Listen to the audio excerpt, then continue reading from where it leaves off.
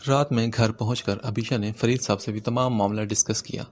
زنیرہ، نتاشا اور غازان والے سبھی واقعات انہیں کہہ سنائے اور پھر کہا کہ ابو، میں کل بہت بڑا قدم اٹھانے لگی ہوں۔ اپنے باس کے ساتھ مل کر پہلے تو ان دونوں کا بیان لیں گے اور پھر پرسوں کے اخبار میں یہ سب واقعات نہ صرف چھپوانے ہیں بلکہ بہت سے نجی خبروں کے چینلز پر بھی ان دونوں کے انٹرویو میں کر رہی ہوں تاکہ بے قصور کو انصاف ملے۔ مجھے آپ کی اجازت چاہیے اور آپ کی دعائیں بھی چاہیے۔ ابیشا نے محبت سے اپنے والد کے ہاتھ میں اپنے ہاتھ تھامتے ہوئے کہا، جو اس وقت کرسی پر بیٹھے فخر آنکھوں میں لیے اسے دیکھ رہے تھے۔ وہ خود بھی بے حد محب وطن تھے اور یہی محبت ان کی اولاد کے دل میں بھی تھی۔ پھر وہ بولے، پتہ ہے میری بیٹی، میری ہمیشہ سے یہ خواہش رہی تھی کہ اگر میرا بیٹا ہو تو اسے فوجی بناؤں گا، مگر پھر اللہ نے مجھے بیٹیاں دی اور تب میں نے سوچا کہ اس وطن سے محبت روا رکھنے کے لیے ضروری نہیں کہ سرحدوں پر ہی جا کر اس کی حفاظت کا بیڑا اٹھایا جائے۔ اس ملک کے اندر بھی بہت سے غدار بیٹھے ہیں جو اس کی جڑوں کو کاٹ رہے ہیں۔ کیوں نہ اپنی اولاد کو اس قابل بنایا جائے جو ایسے ناصروں کے خلاف آواز اٹھائے۔ تمہیں اس فیلڈ میں بھیجنے کا مقصد یہی تھا کہ تم حق کی فروغ اور باطل کو نیچا دکھاؤ۔ آج میں تم پر جتنا فخر کروں کم ہے کہ تم نے میرے اس خواب کو حقیقت کی شکل دی۔ میں اس پورے کیس میں تمہارے ساتھ ہوں۔ مجھے نہ کسی سے ڈر ہے اور نہ خوف، کیونکہ میں جانتا ہوں کہ اللہ تمہارا حامی و ناصر ہے۔ تمہیں ہر طرف اس سے اجازت ہے کہ شریف کپڑوں میں نظر آتے ان غداروں کا نقاب الٹ دو اور دنیا کو دکھاؤ کہ برے کا انجام برا ہی ہوتا ہے۔ اللہ کی بے آواز لاٹھی جلد یا دیر سے آخر اس لوگوں پر پڑتی ہی ہے۔ میری دعائیں تمہارے ساتھ ہیں، انشاءاللہ تم ضرور کامیاب ہوگی، بس تم نے گھبرانا نہیں۔ اسے محبت سے ساتھ لگاتے وہ ہمیشہ کی طرح اس کا حوصلہ بڑھا گئے تھے۔ ابو، تھینک یو سو مچ، بس امی کو آپ نے سمجھانا ہے۔ اس نے شرارت سے مسکراہٹ دباتے ہوئے کہا، ہاں وہ تو کوئی بڑا کام نہیں، میں نے تو اسے وہ چینل ہی دیکھنے ہی نہیں دینا۔ شرارت سے مسکراتے ہوئے اس کے ابو بھی بڑے مزے سے اسے اپنے آئیڈیاز بتا رہے تھے۔ اگلے دن زنیرہ، نتاشا اور کرن صاحب کو ابیشا نے فون کر کے اپنے آفس آنے کی دعوت دی۔ ان سب کے آفس پہنچتے ہی ارشاد صاحب نے ان سے مل کر الگ الگ دونوں کا بیان ریکارڈ کرایا اور ساتھ ہی ساتھ کرن صاحب کو بھی اپنا لایا عمل بتایا اور کہا کہ انہوں نے کہا کہ میں جہاں تک اور جس حد تک آپ سب کی مدد کر سکا ضرور کروں گا۔ یہ بچی تو ویسے بھی اب مجھے بیٹیوں کی طرح عزیز ہو گئی ہے۔ بیٹیوں کو ایسے ہی ہونا چاہیے، نڈر اور بے خوف۔ پاس کھڑی ابیشا کے سر پر ہاتھ رکھتے وہ محبت بھرے انداز میں بولے تو اس نے مسکرا کر سر جھکا لیا۔ بالکل جناب، بہت ہمت والی بچی ہے۔ ابیشا بیٹا، چینل والے آ چکے ہیں، تم انٹرویو والا کام سر انجام دے دو۔ اوکے سر، یہ کہتے ہی ان کے آفس سے چلی گئی۔ اگلا دن یقیناً بہت سے ہنگامے لانے والا تھا۔ وہ سبھی جانتے تھے کہ جب یہ بات رستم اور اس کے منسٹر باپ تک پہنچے گی تو ایک بہت بڑا طوفان آئے گا، مگر اس طوفان کی زد میں کون سب سے زیادہ آنے والا ہے یہ کوئی نہیں جانتا تھا۔ رستم کو بلاؤ جلدی۔ اخبار میز پر پھینک کر ابرار نے غصے سے پاس کھڑے ملازم کو حکم دیا۔ جی سرکار۔ وہ ہاتھ باندھے ڈرتا ہوا فوراً سیڑھی کی جانب بھاگا تھا۔ رستم کا کمرہ بیسمنٹ میں تھا۔ کچھ ہی دیر بعد وہ آنکھیں ملتا ہوا غصے میں اوپر آیا۔ کیا مسئلہ ہے پاپا، صبح صبح اٹھا دیا آپ نے؟ اس پر ابھی پچھلی رات کا خمار چڑھا ہوا تھا۔ روز رات کو شراب اور شباب کی محفلوں کا حصہ بننا اس کا معمول تھا۔ بیٹھو یہاں اور یہ خبر پڑھو۔ اس کے باپ ابرار نے اپنے سامنے پڑی کرسی کی جانب اشارہ کرتے ہوئے دانت پیس کر کہا، اوفو پاپا، کیا ہے اس میں؟ وہ بھی جھنجھلاتا ہوا کرسی پر بیٹھ کر آنکھیں مسل کر پوری طرح کھول کر سامنے رکھا اخبار پڑھنے لگا، جس کے فرنٹ پیج کی بڑی بڑی سرخیوں میں سے ایک کو پڑھ کر اس کی آنکھیں حقیقت میں کھل گئی تھیں۔ وہاں لکھا ہوا تھا، مشہور MNA کا بگڑا لاڈلا رستم پچھلے کچھ مہینوں میں 2 لڑکیوں کو اپنی ہوس کا نشانہ بنا چکا ہے۔ ایک میں تو وہ کامیاب ہو گیا، مگر دوسری لڑکی پر حملہ کرتے وقت اس کے یونیورسٹی فیلو غازان نے اس لڑکی کو بچا لیا، مگر رستم نے اپنی شاطرانہ چال سے اس لڑکے کو ہی پھنسوا دیا۔ اور پھر اندر کے صفحات پر دونوں لڑکیوں کا بیان بھی دیا گیا تھا۔ پاپا یہ کیا ہے؟ یہ تو سب بکواس ہے اور میرے خلاف پروپیگنڈا ہے۔ اخبار کو غصے پر پھینکتے وہ مسلسل انکار کر رہا تھا۔ کتنی مرتبہ کہا ہے رستم کہ یہ طوائفیں اور یہ ماڈل گرلز کس لیے ہیں؟ تم اپنی عیاشی ان کے ساتھ پوری کرو، مگر نہیں، تمہیں تو ہر جگہ منہ مارنے کی عادت ہے۔ اور یہ جسے تم نے لائبریری میں پکڑا تھا نا، یہ کرنل کی بیٹی ہے، اور یہ فوجی کس پاتال میں انسان کو پھینکتے ہیں تم سوچ بھی نہیں سکتے۔ وہ غصے سے اپنے بیٹے پر چلا رہے تھے۔ اوفو بابا، آپ ہی نے تو یہ عادت سکھائی ہے نا کہ جہاں مرضی منہ ماری کرو۔ یہ ہوس آپ ہی سے تو سیکھی ہے، کبھی پیسے کی ہوس تو کبھی عورت کی ہوس۔ آج میں نے ایسا کر لیا تو کیا بڑا کیا؟ رستم معاملے کی سنگینی کو سمجھنے سے قاصر اپنی ہی کہے جا رہا تھا۔ بکواس بند کرو رستم، اس باقی کے بیان میں صاف انہوں نے لکھا ہے کہ وہ تم پر ریپ کا کیس کریں گے، اور پھر جب یہ فوجی کسی جج اور وکیل کے پیچھے لگتے ہیں تو وہ ہم جیسوں کے ہاتھوں بک بھی نہیں سکتے۔ مجھے کچھ سمجھ نہیں آ رہی کہ اب کیا کروں۔ ابھی ابرار ہاتھ ہی مل رہا تھا کہ اس کو موبائل بجنے لگا۔ ہیلو، کیا بکواس کر رہے تم؟ کون ہے یہ لڑکی؟ میں ان کے خلاف کیس کروں گا۔ وہ غصے سے دھاڑنے لگا اور پھر فون بند کر کے ٹی وی کی جانب بڑھا تھا۔ ٹی وی آن کیا تو وہاں مختلف نیوز چینل پر کوئی لڑکی انہی دونوں لڑکیوں کے سامنے بٹھائے رستم کے تمام کالے کرتوت کھول رہی تھی۔ یہ سب پاگل ہو گئے ہیں کیا؟ کون ہے یہ لڑکی جو ان کا انٹرویو کر رہی ہے؟ ہمت کیسی ہوئی ان چینلز کی؟ وہ منسٹر اب غصے سے پاگل ہو رہا تھا اور اس کے بعد اسے دھڑ دھڑ فون آنا بھی شروع ہوئے۔ رستم نے فوراً ان چینلز کو فون کر کے سخت سنانی چاہی تھی، مگر انہوں نے بے بسی کا اظہار کیا تو اس نے کہا، میں تم سب کے چینلز بند کروا دوں گا۔ سر، چینل بند کروانے سے پہلے آپ عدالت کی پیشیاں تو بھگت لیں، کیونکہ یہ لڑکی کل تک عدالت کے ذریعے آپ کو نوٹس بھی بھجوا رہی ہے۔ ایک چینل کے پروڈیوسر کی بات پر وہ شوق میں آ گیا۔ پتہ کرواؤ اس لڑکی کے بارے میں چھوڑوں گا نہیں اسے۔ ابیشا اس وقت ان دونوں کے موبائل میں سے رستم کے میسیجز کا ریکارڈ دکھا رہی تھی۔ ایک ہی نمبر سے آنے والے وہ دوستی اور پھر دھمکیوں کے میسیج پوری دنیا کے سامنے چل رہے تھے۔ نہ صرف وہ بلکہ جس کمپنی سے رستم نے اپنے آئی ڈی کارڈ پر وہ نمبر نکلوایا تھا، اس کمپنی نے بھی تصدیق کر دی تھی کہ یہ موبائل رستم کی ہی زیر استعمال ہے۔ اب کوئی شک کی گنجائش ہی نہیں رہتی کہ یہ سب کام اس رستم نامی شخص نہیں کیے ہیں، بلکہ زنیرہ کے بتائے جانے پر جس فلیٹ میں لے جا کر اس کے ساتھ وہ گھٹیا حرکت اس شخص نے کی، ہم نے اس کا بھی پتہ کروا لیا ہے۔ وہ بھی رستم نامی اس درندے کا ہی ہے، اور یہ رہے اس فلیٹ کے تمام کاغذات کے ریکارڈ۔ وہ تمام پیپرز ابیشا کیمرے کی اسکرین کے سامنے دکھا رہی تھی۔ رستم اور اس کا باپ دونوں سر پکڑے بیٹھے تھے کہ یہ ہوا کیسے؟ کس نے یہ ساری انفارمیشن دی اور انہیں پتہ تک نہ چلا؟ مر گئے تھے کیا تم لوگ سب جب ان لوگوں نے یہ سب چیزیں پتہ کروائیں؟ کس بات کے ہم تمہیں پیسے دیتے ہیں؟ رستم اپنے کمرے میں موجود ان باڈی گارڈز پر برسنے لگا جو ہمہ وقت ان کے پاس موجود رہتے تھے۔ پاپا، اس لڑکی کو اٹھوانے کے سوا کوئی چارہ نہیں۔ رستم اب مڑ کر اپنے باپ سے مخاطب ہوا تو اس نے کہا، پاگل ہو گئے ہو تم کیا؟ خبردار جو اس لڑکی کو چھیڑا بھی تم نے۔ دیکھ نہیں رہے کہ تم کتنی این جی اوز اور وکیلوں کو اس نے اپنے ساتھ ملا لیا ہے؟ اگر ابھی ہم نے اس پر ہاتھ ڈالا تو فوراً پکڑے جائیں گے۔ ایسی کوئی حماقت اس وقت نہیں کرنی، اور تم اب سے گھر سے باہر نہیں جاؤ گے، بلکہ میں تمہیں فارم ہاؤس پر شفٹ کرواتا ہوں۔ تم کچھ عرصہ وہیں رہو گے اور اس لڑکی کے بارے میں تو سوچنا بھی نہیں۔ یہ سب تمہاری غلطیوں کا نتیجہ ہے جو اب ہمیں بھگتنا پڑ رہا ہے۔ میں خود اس لڑکی سے بات کروں گا، اور تم جب تک میں نہ کہوں تم اس فارم ہاؤس سے باہر نہیں نکلو گے، نہیں تو میں تمہاری ٹانگیں توڑوا دوں گا، سمجھے تم؟ ابھی مجھے یہ معاملہ اپنے طور پر ہینڈل کرنے دو۔ اس کے باپ نے کچھ سوچے ہو اس کے ارادوں پر پانی پھیرا۔ شام تک نہ صرف ابرار نے رستم کو اپنے فارم ہاؤس میں گم کروا دیا، بلکہ ابیشا کا پرسنل نمبر بھی حاصل کر لیا اور پھر اسے کال کی۔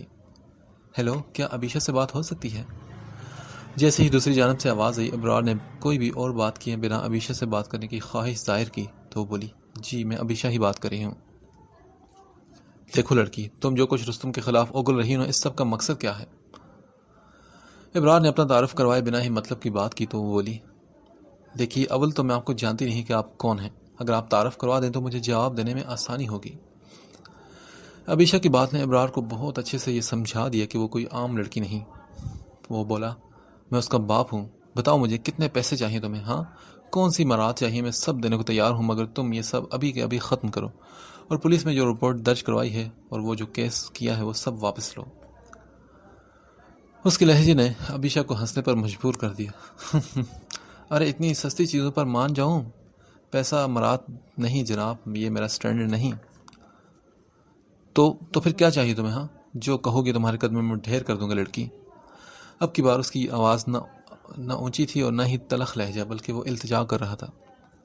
دیکھیے، نہ مجھے یہ پیسہ چاہیے اور نہ ہی کچھ اور، مجھے بس تمہارا بیٹا جیل کی سلاخوں کے پیچھے یا تختہ دار پر لٹکا ہوا چاہیے، سنا تم نے؟ اس کے لہجے میں ایک پھنکار تھی جو ابرار کو اپنی جگہ منجمد کر گئی۔ بھول ہے تمہاری یہ لڑکی، تمہیں ایسی جگہ پھینکوں گا کہ کوئی ڈھونڈ نہیں سکے گا۔ وہ بھی اب غصے سے منہ سے آگ برسانے لگا۔ ارے سر، ذرا زبان پر ہلکا ہاتھ رکھیں۔ آپ کی تمام گفتگو میرے موبائل میں لگے چھوٹے سے ٹرانسمیٹر میں ریکارڈ ہو رہی ہے، اور آج صبح کی طرح کل صبح بھی یہ فون کالز مختلف چینلز کی ہیڈ لائنز بنے گی۔ اب آپ اپنے بیٹے سمیت پیشیوں کے لیے تیار رہیے، اب آپ سے ملاقات کمرہ عدالت میں ہی ہوگی۔ بڑے مزے سے اسے بتاتی وہ کال کٹ کر گئی تھی۔ صبح ہی رومان نے اسے یہ مشورہ دیا تھا کہ ابیشا کے موبائل پر آنے والی کالز کی ریکارڈنگ کی جائے. ظاہر ہے ایسے لوگ اوشے ہتھ کنڈے پر تو اترتے ہی ہیں، اور وہی ہوا تھا. 2 دن بعد جب پولیس پوچھ گچھ کرنے ابرار کے گھر گئی تو وہاں رستم کی گمشدگی اس بات کی ثبوت تھی کہ اس میں وہی ملوث ہے. ارے آفیسر، وہ چند میسیجز اور کال سے یہ بات کہاں ثابت ہوتی ہے کہ میرا بیٹا کسی کا ریپ کر سکتا ہے؟ ہاں. بڑے دھیمے انداز میں وہ پولیس آفیسر کو اپنے لچھے دار باتوں میں الجھا رہا تھا. اور ویسے بھی میں اس لڑکی پر کیس کروا رہا ہوں. ارے ایسے ہی کوئی اٹھ کر میرے بیٹے پر الزام لگا دے گا؟ جناب، اگر آپ کے بیٹے نے کچھ کیا نہیں تو ان سے ملنے میں کیا حرج ہے، لیکن آپ نے تو لگتا ہے کہ انہیں غائب ہی کروا دیا ہے. پولیس آفیسر کی بات سن کر اس کے تن بدن میں آگ لگ گئی تھی. ایسا نہیں آفیسر، دیکھیں جوان بچہ ہے، اپنے دوستوں کے ساتھ پھرنے گیا ہے کہیں. اچھا، ہمیں تو بتائیے کہاں پھرنے گیا ہے؟ آفیسر نے بھی جانچی نظروں سے ابرار کو دیکھا تو بولا، یہیں کہیں شمالی علاقہ جات میں گیا ہے. چلیں آپ ایسا کریں کہ ابھی ہمارے سامنے اس سے فون پر ہماری بات کروا دیں، ہم ابھی تسلی ہو کہ کیونکہ ہم ان کے نمبر پر فون کر رہے ہیں تو وہ نمبر ہی بند ہی ہے. آفیسر نے پھر مشکوک نظروں سے دیکھتے ہوئے کہا، آفیسر ہو سکتا ہے نا کہ وہ کسی ایسی جگہ ہو جہاں پہ سگنل نہ ہو.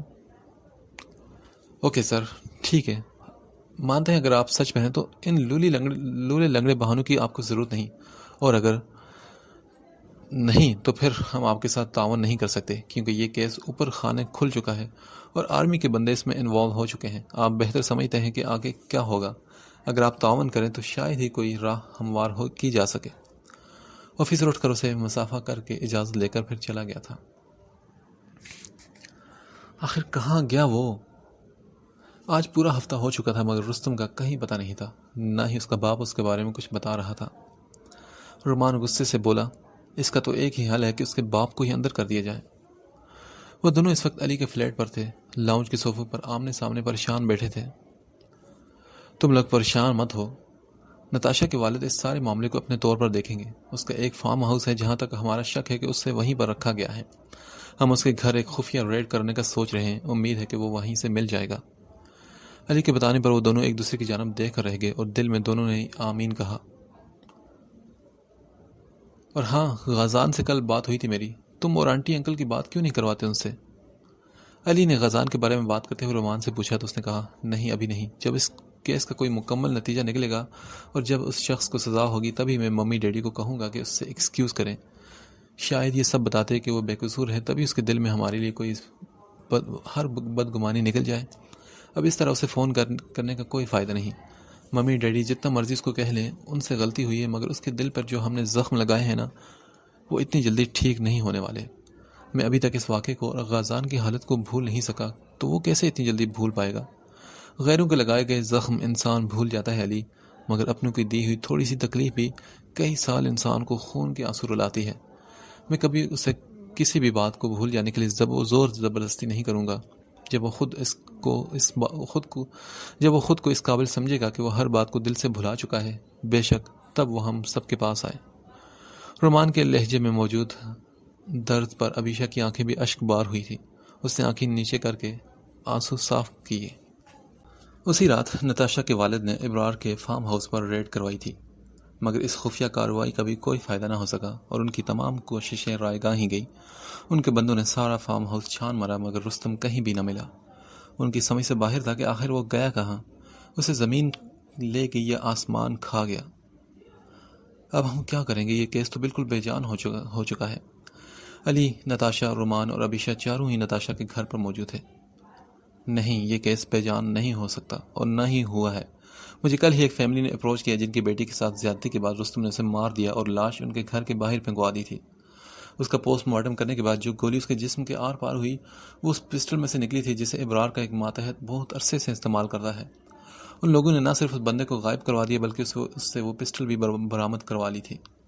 لیکن مسئلہ وہی ہے کہ یہاں اتنا اندھا قانون ہے جو سچے کو وہ جھوٹا کروا دیتا ہے.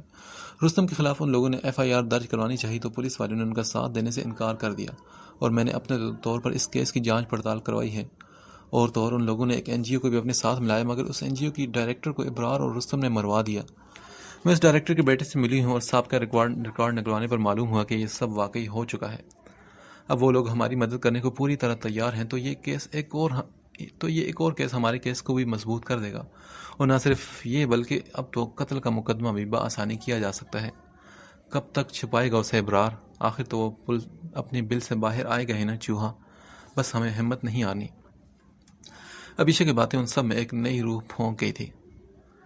نتاشا جو کب سے خاموش بیٹھی تھی اچانک بولی، اس سب کا ایک اور حل بھی ہے ویسے میرے پاس.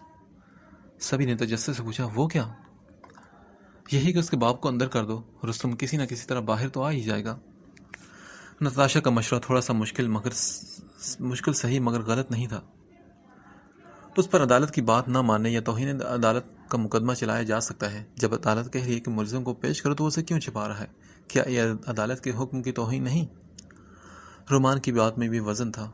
ہاں، اس کو بھی دیکھا جا سکتا ہے. میں کل ہی وکیل سے بات کرتی ہوں. ابیشا نے فوراً اس مشورے پر عمل پیرا ہونے کی حامی بھر لی تھی. پورا سال گزر چکا تھا مگر رستم کا کہیں کچھ پتہ نہیں تھا. پچھلے 6 ماہ سے اس کا باپ بھی پولیس کی تحویل میں تھا اور بڑی مشکل سے صحیح مگر انہوں نے اس کے باپ کو اندر کروا ہی دیا تھا. بہت سے بڑوں کا پریشر آ رہا تھا مگر نتاشا کے والد کا آرمی سے تعلق ہونے کے سبب وہ لوگ بڑی آسانی سے ابرار پر ہاتھ ڈالنے میں کامیاب ہو چکے تھے. وہ بھی کچھ دیر پہلے ہی وکیل سے مل کر گھر آئی تھی کہ اس کے موبائل پر ایک انجان نمبر سے میسج آیا. بڑی جیدار ہو تم، اب تو تمہیں قریب سے دیکھنے کی خواہش بڑھتی جا رہی ہے. ابیشا میسج پڑھ کر حیران تھی کہ کون تھا یہ شخص اور اس سب بات کا مقصد کیا تھا. اس سے پہلے کہ وہ کچھ اور سوچتی اسے ایک اور میسج ملا، جلد ہی تم سے روبرو ہونے کا کچھ انتظام کرواتے ہیں. عجیب الجھے ہوئے میسج تھے. کون تھا اور کس بارے میں بات کر رہا تھا؟ ابیشا نے کوئی بھی جواب دیے بنا کچھ سوچ کر رومان کا فون ملایا. ہیلو، خیریت ہے کیا؟ ابھی تھوڑی دیر پہلے ہی تو اس نے وکیل سے ہونے والی ملاقات اور گفتگو کا ایک ایک حرف رومان کو بتا دیا تھا کہ کچھ دیر بعد پھر سے آتی ابیشا کی کال دیکھ کر وہ حیران ہوا تھا. رومان، ایکچولی مجھے کچھ عجیب سے میسیجز آئے ہیں. کون ہے اور کس نے کیے ہیں؟ رومان، یہ تو میں نہیں جانتی مگر کوئی انجان نمبر ہے. میں ابھی تمہیں وہ میسیجز فارورڈ کرتی ہوں، دیکھ کر پھر مجھے کال کرنا. ہاں ٹھیک ہے ابیشا، بھیجو تم مجھے. چند ہی سیکنڈز بعد وہ میسیجز رومان کے موبائل پر بلنک ہوئے تھے. انہیں پڑھتے کتنی ہی دیر تک رومان خود بھی پریشان ہوا. یہ میسیجز صاف دھمکی والے تھے اور یقیناً رستم کے علاوہ کوئی اور بھی نہیں کر سکتا تھا. پھر رومان نے ابیشا کو فون کیا. ہیلو ابیشا، تمہیں اب بہت احتیاط کی ضرورت ہے. کیا مطلب رومان؟ مطلب یہی ابیشا کہ ان میسیجز میں واضح دھمکی دی گئی ہے اور جہاں تک مجھے لگتا ہے یہ میسیجز رستم کے علاوہ کسی اور کے نہیں. رومان کی بات پر وہ چند لمحوں کے لیے خاموش رہی. شک تو اس کا بھی رستم کی جانب گیا تھا. پھر وہ بولی، ٹھیک ہے، میں احتیاط کروں گی. کیا ہم اس نمبر کا پتہ نہ کروائیں ابیشا؟ کیا پتہ یہی نمبر ہمیں رستم تک پہنچنے کا سبب بن جائے. ابیشا کی بات رومان کے بھی دل کو لگی. ہاں تم صحیح کہہ رہی ہو. میں اپنے ایک دوست کو یہ نمبر سینڈ کر کے پتہ کرواتا ہوں اور ہاں، میں بھی تھوڑی دیر بعد تمہارے گھر آ رہا ہوں. اس کے بعد تمہاری حفاظت بہت ضروری ہو چکی ہے. رومان حقیقی معنوں میں بے طرح پریشان ہوا تھا. ٹھیک ہے، میں انتظار کرتی ہوں. یہ کہہ کر ابیشا نے فون بند کر دیا. رومان نے اسی لمحے وہ نمبر اپنے ایک دوست کو بھیجا جو کہ موبائل کمپنی میں ایک اعلیٰ عہدے پر فائز تھا. رومان جلدی کام سمیٹ کر ابیشا کے جانب اٹھنے کا ارادہ کرنے لگا کہ رستے میں اس کے دوست کا فون آ گیا. یار، یہ نمبر تو اس وقت کسی دور دراز علاقے میں موجود ہے، غالباً ایک فارم ہاؤس میں ہے.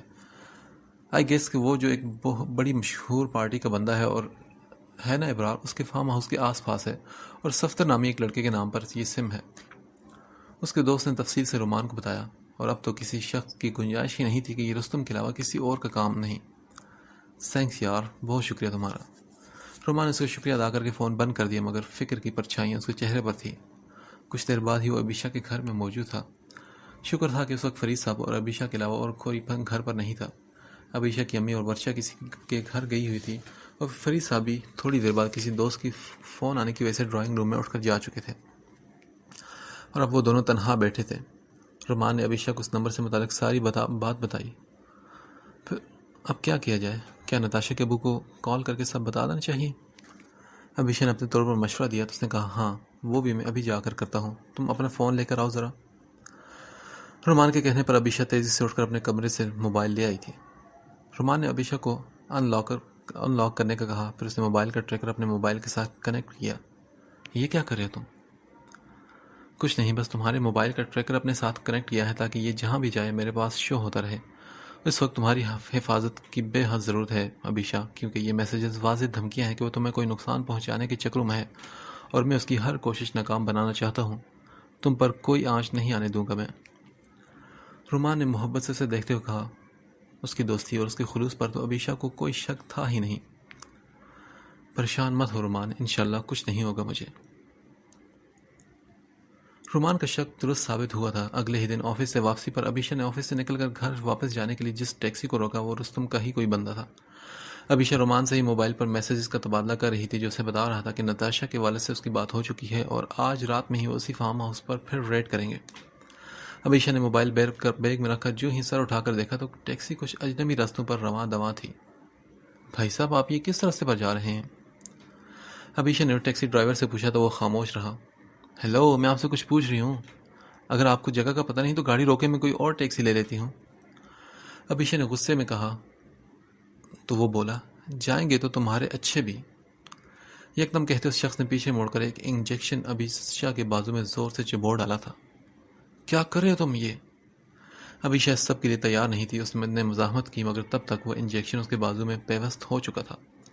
ابیشا نے دروازہ کھولنا چاہا مگر تب تک وہ انجیکشن اپنا اثر دکھا چکا تھا. نہ جانے کتنی اسٹرانگ بے ہوش کرنے والی دوائی اس میں تھی کہ چند منٹوں میں ہی اس نے اسے بے ہوش کر دیا تھا اور اب گاڑی بڑے سکون سے ابرار کے فارم ہاؤس کی جانب رواں دواں تھی.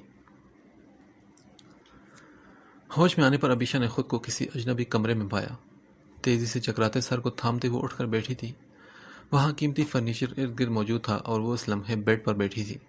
کمرے میں موجود چیزوں سے ایسا معلوم نہیں ہو رہا تھا کہ یہ کمرہ کسی کے زیر استعمال ہو.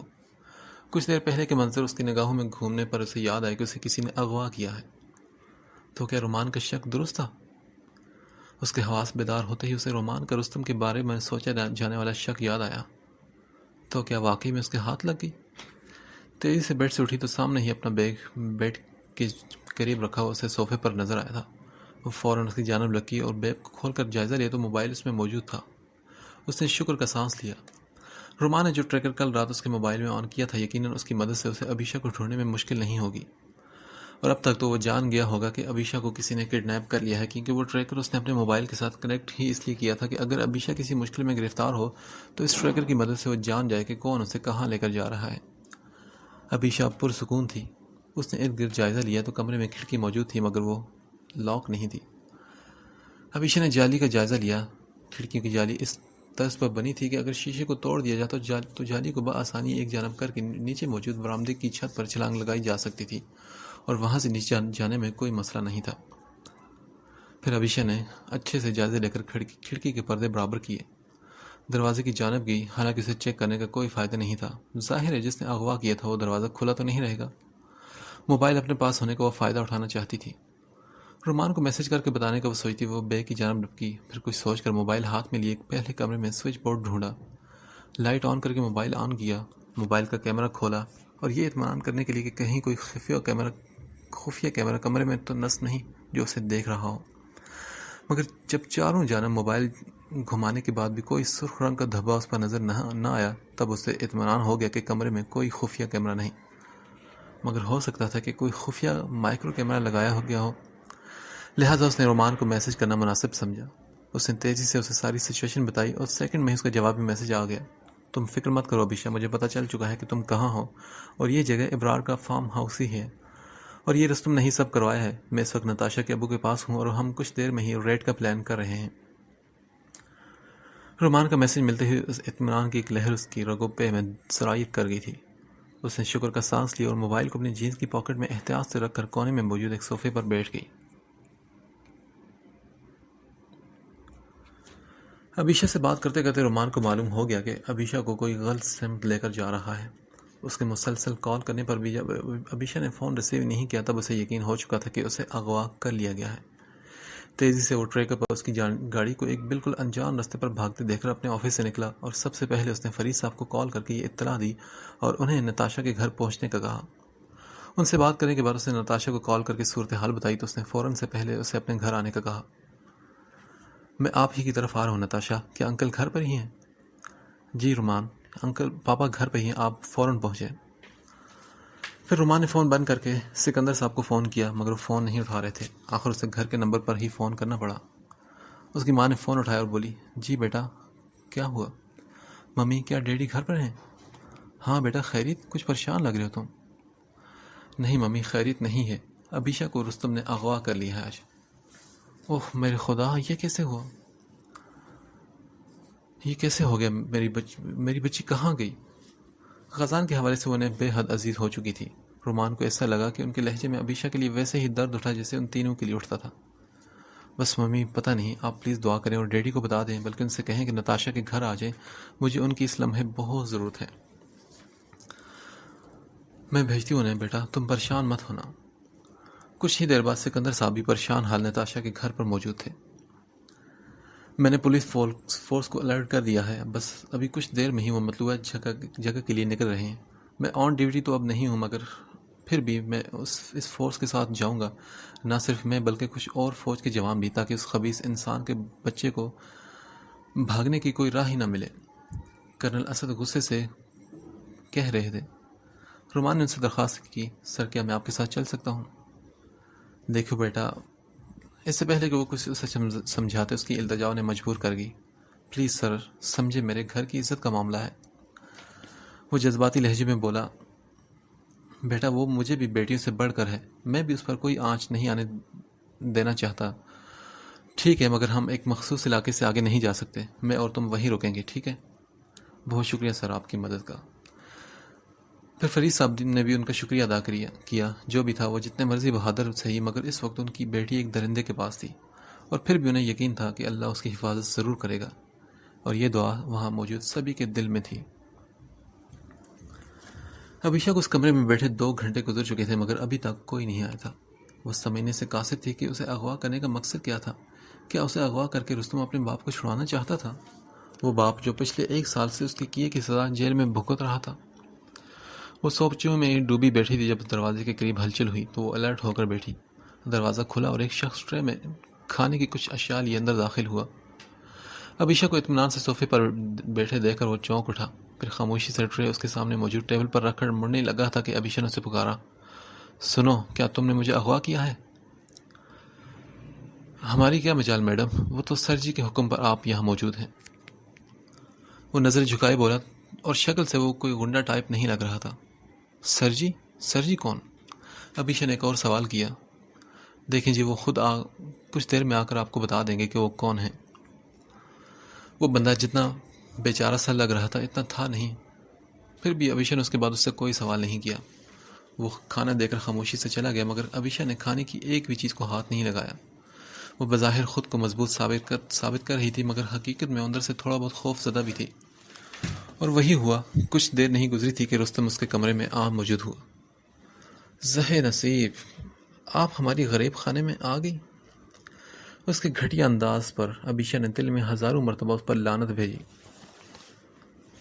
مسٹر، میں خود چل کر نہیں آئی، دھوکے سے یہاں لائی گئی ہوں، سمجھے تم؟ اس کی بات پر رستم ہنستا چلا گیا۔ تو ابیشا نے اسے کہا، پاگل کہیں کے، واہ کیا چنگاری ہو تم بھائی، اور اسی چیداری کو دیکھنے کے لیے تو یہ سب پاپڑ بیلے ہیں میں نے۔ ابا جی نے تو ناک میں دم کر رکھا تھا کہ تم پر ہار نہیں ڈالنا، شکر ہے کہ وہ اندر گئے، میری تو جان چھوٹی ان پابندیوں سے۔ اب تمہاری اس آگ کو نزدیک سے دیکھ کر اصل مزہ آیا ہے، اور اب ان شعلوں کو چھونے کی خواہش کچھ اور بڑھ چکی ہے۔ اس کی اس بے باک گفتگو اور گندی نظروں نے ابیشا کو خوف زدہ کر دیا تھا، مگر اس نے خود کو مضبوط کیا اور بولی، تم جیسے گھٹیا لوگ میری آگ کو برداشت نہیں کر پائیں گے۔ یہ آگ بھی بے حد شفاف ہے، اور اپنی جیسی گن میں لتھڑی آگ ڈھونڈو جسے تمہارے چھونے پر ٹھنڈ پڑ جائے۔ میرے قریب بھی تمہیں اللہ پھٹکنے نہیں دے گا، سمجھے تم؟ اور جس گندگی تک تم پلان کر کے آئے ہو نا، یاد رکھنا جو کچھ اللہ نے پلان کر کے رکھا ہے نا، وہ اس کے آگے کچھ بھی نہیں۔ اپنی موت کو آواز مت دو رستم، بہتری اسی میں ہے کہ اپنے گناہوں کو مان لو، شاید تب اللہ بھی تم پر رحم کھا لے۔ لیکن یاد رکھنا کہ اگر ان میں اضافہ کرنے کی نیت لیے بیٹھے ہو تو اللہ تمہیں ایسے منہ کے بل گرائے گا کہ اپنی سوچ اور اپنی نام نہاد طاقت پر تم رو پڑو گے۔ لگتا ہے بڑا درد ہے غازان کا، ہاں؟ وہ کمینہ تھا ہی ایسا، ہر کوئی اس کے پیچھے پاگل۔ ایشٹرے میں راکھ جھاڑتے اس نے ایک ٹانگ کو دوسرے پر جماتے ہوئے کہا، وہ جو بھی تھا اس وقت تم اپنی خیر مناؤ، تمہاری اس غلطی کی وجہ سے تمہیں جیل کی سلاخوں سے اب کوئی نہیں بچا سکتا، سمجھے تم؟ ابیشا سخت لہجے میں بولی تو اس نے کہا، دیکھو لڑکی، تمہیں واض و نصیحت کے لیے نہیں اٹھوایا، بلکہ تمہارا وہ غرور توڑنے کے لیے اٹھوایا ہے جس کے الزام میں آ کر تم نے رستم جیسے بندے پر ہاتھ ڈالنے کی کوشش کی ہے۔ جب تم یہاں سے میری بھوک مٹا کر زندہ لاش بن کر نکلو گی نا، تب پوچھوں گا کہ کون سا اللہ، کون تمہیں اس ویرانے میں مجھ سے بچائے گا؟ ہاں، یہاں سبھی میرے پالتو کتے ہیں جو تمہاری چیخو پکار پر کان بھی نہیں دھریں گے۔ پھر پکارتی رہنا تم اپنے اللہ کو، میں بھی دیکھوں گا کہ وہ تمہاری مدد کے لیے فرشتے بھیجتا ہے کہ نہیں۔ اپنی جگہ سے اٹھ کر کمرے میں موجود روم ریفریجریٹر سے شراب کی بوتل نکال کر پیتے ہوئے اس نے اپنی سرخ آنکھیں عبیشہ کے چہرے پر جمائی تھی۔ یقیناً مجھے وہی اللہ بچائے گا جس نے تم جیسوں کی رسی دراز کی ہے، اور وہی اللہ بچائے گا جو تم جیسوں کی رسی کو بڑے زور سے کھینچتا ہے، ایسے کہ تم جیسے پھڑپھڑاتے ہو مگر پھر رہائی تم لوگوں کا مقدر نہیں بنتی۔ وہی اللہ مجھے بچائے گا اور فرشتے بھی بھیجے گا۔ عبیشہ نے حقارت سے اس کی جانب دیکھتے ہوئے کہا، جو اب ہنستا ہوا شراب کے گھونٹ پہ گھونٹ بھرے جا رہا تھا۔ ایک کے بعد دوسرا اور دوسرے کے بعد تیسرا گلاس رستم ختم کر چکا تھا۔ وہ خود سمجھنے سے قاصر تھا کہ اس لڑکی کو نیچا دکھانے کے لیے وہ کیوں اتنا انتظار کر رہا ہے۔ پھر وہ بولا، اچھا چلو ایک ڈیل کرتے ہیں، تم صرف یہ بتا دو کہ اس سب کے پیچھے تم کیوں پڑی ہو۔ ہاں، میں تمہیں ابھی اور اسی وقت چھوڑ دوں گا، مگر جو بھی بولنا سچ بولنا۔ ویسے بھی تم اپنے سچ بولنے کی وجہ سے مشہور ہونا، میں بھی تو دیکھوں کہ آج اس حالت میں بھی تم سچ بولتی ہو یا پھر جھوٹ کا ساتھ دے کر یہاں سے بچ نکلنے کی کوشش کرتی ہو۔ ہم بھی تو دیکھیں کہ اللہ پر اتنی یقین رکھنے والی اس پر یقین رکھتے ہوئے سچ کا سامنا کرتی ہے، یا پھر یہ یقین بس کہنے سننے تک ہی ہے۔ رستم نہ جانے کیوں اسے اتنا مارجن دینے کو تیار تھا، شاید اس لیے کہ اس کے شکنجے میں پھنسنے کے بعد رستم کی اتنی واضح دھمکیاں دینے کے بعد بھی یہ واحد لڑکی تھی جو اس کی آنکھوں میں آنکھیں ڈال کر بے خوف اسے چیلنج کر رہی تھی کہ اس کا ایمان رستم کی طاقت سے کہیں زیادہ ہے، اور یہی بات اسے اکسا گئی کہ وہ جانے کہ وہ لڑکی اپنے یقین میں کس حد تک جا سکتی ہے تاکہ جب اسے چیونٹے کی طرح مسل کر رکھ دے تب وہ اس کا مذاق اڑا سکے۔ میں تم جیسے جھوٹوں کے منہ سے سچ کا لفظ سننا نہیں چاہتی۔ تم اور تمہاری حیثیت ہی کیا ہے کہ میں تمہارے آگے اپنا سچ بیان کروں؟ ہاں، اور آخری بات، وہ اللہ جو یہ تک جانتا ہے کہ کس درخت کا کون سا پتا گرا، جو یہ تک جانتا ہے کہ ہمارے دل میں آنے والے خیال کی نیت تک کیا ہے، وہ میرے حال سے کبھی بھی نا واقف نہیں ہوگا، اور نہ ہی وہ تمہیں تمہارے مقصد میں کبھی کامیاب ہونے دے گا، سمجھے تم؟ عبیشہ کا نڈر لہجہ اب رستم کو چبھنے لگا تھا۔ وہ پے در پہ حقیقت کے آئینے میں ایسا بھیانک چہرہ دکھا رہی تھی جسے دیکھنے کی اس میں ہمت نہیں تھی۔ ایک ناگوار نگاہ اس پر ڈال کر وہ کمرے میں موجود الماری کی جانب بڑھا، اور عبیشہ کے لیے یہی بہترین موقع تھا اپنے دل میں کیے جانے والے ارادے پر عمل پیرا ہونے کا۔ دل میں اللہ کو پکار کر اس نے تیزی سے اپنا دوپٹہ اتار کر ہاتھوں میں لپیٹ کر دبے پاؤں بھاگتے ہوئے رستم کی گردن کو اپنے دوپٹے کی لپیٹ میں لے کر جلدی سے 2 بل تیزی سے دے ڈالے۔ رستم تو اس وار کے لیے بالکل تیار نہیں تھا۔ اس کے وہم و گمان میں یہ نہیں تھا کہ وہ بہت غلط لڑکی کا انتخاب کر چکا ہے جو اللہ کے سوا کسی سے ڈرنے والی نہیں۔ عبیشہ نے اپنے دونوں ہاتھوں میں بندے دوپٹے کو زور سے باہر کی جانب کھینچتے ہوئے رستم کی گردن پر دباؤ ڈالا تھا، جو اپنی گردن سے اس کا دوپٹہ ہٹانے کے لیے بڑی تیزی سے ہاتھ پاؤں نہ صرف مار رہا تھا بلکہ گھٹی گھٹی آواز میں اسے گالیاں بھی بک رہا تھا۔ کھول مجھے، تیرے ساتھ تو میں، کھول مجھے۔ مگر عبیشہ پر تو ایک جنون سوار تھا، وہ اس حد تک اس کی گردن دبا دینا چاہتی تھی کہ وہ بے ہوش ہو جاتا۔ اب سانس بند ہونے سے رستم کی آنکھیں ابل رہی تھی اور پورے کمرے میں وہ گرتا پڑ رہا تھا، مگر عبیشہ نے اپنی گرفت ڈھیلی نہیں کی تھی۔ اب تمہیں اندازہ ہوا کہ اللہ کیسے کیسے اپنے بندوں کی حفاظت کرتا ہے؟ ہاں؟ رستم کی دم توڑتی مزاحمت اس بات کا ثبوت تھی کہ وہ بے ہوش ہو چکا ہے۔ پھر بھی اچھی طرح اطمینان ہونے کے بعد عبیشہ نے اس کی گردن سے اپنا دوپٹہ ہٹایا تو وہ لڑک کر کارپٹ پر اوندے منہ گرا تھا۔ عبیشہ نے اس کی جیب میں ٹٹول کر پسٹل نکالی اور اس پر اپنے ہاتھ کی گرفت مضبوط کرتے ہوئے اس نے رومان کا نمبر تیزی سے ڈائل کیا۔ ہیلو عبیشہ، پولیس فورس نے علاقے کو چارے جانب سے گھیر لیا ہے اور میں بھی کچھ فاصلے پر کھڑا ہوں، کیا تم ٹھیک ہو؟ اس کی بات سن کر عبیشہ نے سکون کا سانس لیتے ہوئے اپنی کارگزاری بتائی تو بولا، I am proud of you Abisha, بس تم نے خاموشی سے کمرے میں رہنا ہے۔ رستم نے اگر اٹھنے کی کوشش کی تو پسٹل کا بٹ اس کی کنپٹی پر مار کر پھر سے بے ہوش کر دینا۔ اول تو اب تک پولیس اور فوج کے کچھ جوان فارم ہاؤس کے اس رہائشی میں حصے میں پہنچ چکے ہوں گے، تم بس گھبرانا مت۔ اوکے رومان، تم فکر مت کرو، میں بالکل ٹھیک ہوں۔ اب اس کی بات پوری نہ ہو سکی تھی کہ باہر سے فائرنگ کی آوازیں آنا شروع ہوئی۔ اس نے تیزی سے کمرے کو بند کیا، اور رستم کا اگر کوئی ماتحت کمرے میں آ کر اپنے باس کو یوں بے ہوش دیکھ لیتا تو عبیشہ مشکل میں گرفتار ہو سکتی تھی۔ وہ خاموشی سے باہر کی آوازوں پر کان دھرے بیٹھی تھی۔ باہر رات کی تاریکی تھی، اس لیے پردے ہٹا کر کھڑکی کے ذریعے باہر دیکھنا بیکار تھا۔ ایک دم باہر سے بھاگتے دوڑتے قدموں کی آواز سنائی اور ساتھ ہی زور زور سے دروازہ دھڑ دھڑانے لگا۔ ابیشا نے کوئی جواب نہ دیا تو پھر باہر سے آواز آئی، باہر نکلو رستم، تمہیں پوری طرح سے گھیرے میں لے لیا گیا ہے۔ یہ یقیناً کسی پولیس آفیسر کی آواز تھی۔ ابیشا نے تیزی سے کمرے کو ان لاک کیا اور دروازہ کھول دیا۔ باہر بہت سے پولیس کے بندے موجود تھے۔ میڈم یہ… اندر آتی ان کی نظر زمین پر گرے رستم پر پڑی تو وہ حیران رہ گئے۔ ابیشا نے کہا، یہ بے ہوش ہے اس وقت۔ پولیس آفیسر نے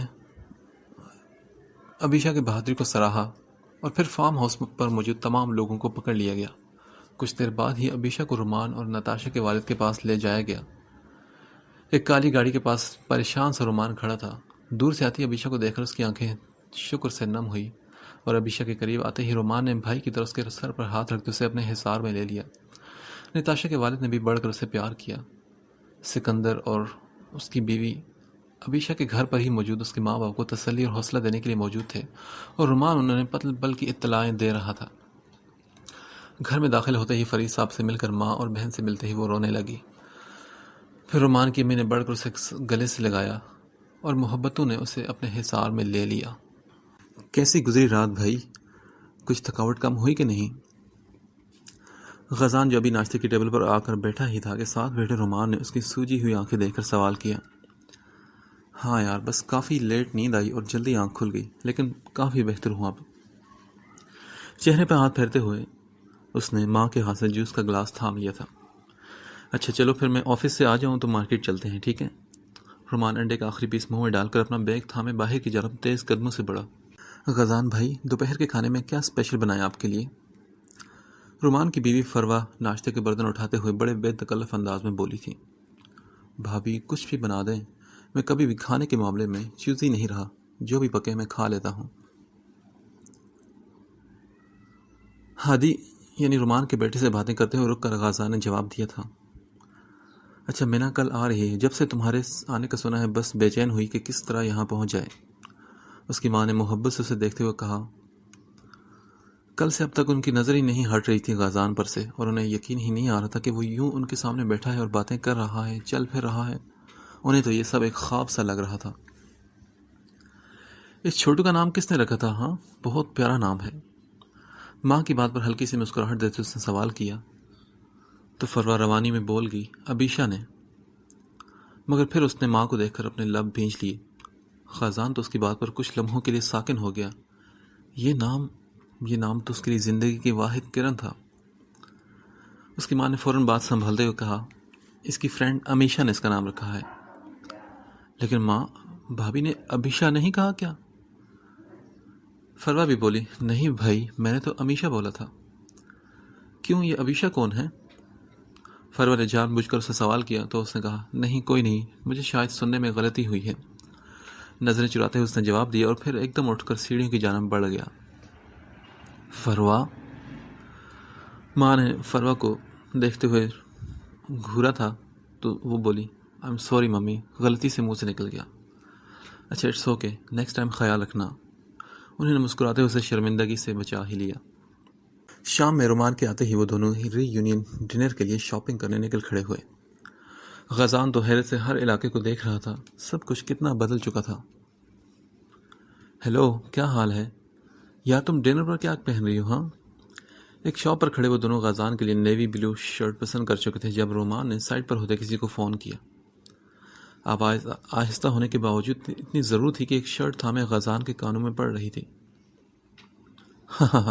ابھی میرے اتنے برے دن نہیں آئے کہ تمہارے لیے گفٹ لیتا پھروں، یہ کام تو اب کوئی اور ہی کرے گا، بس جو پوچھا ہے وہ بتاؤ۔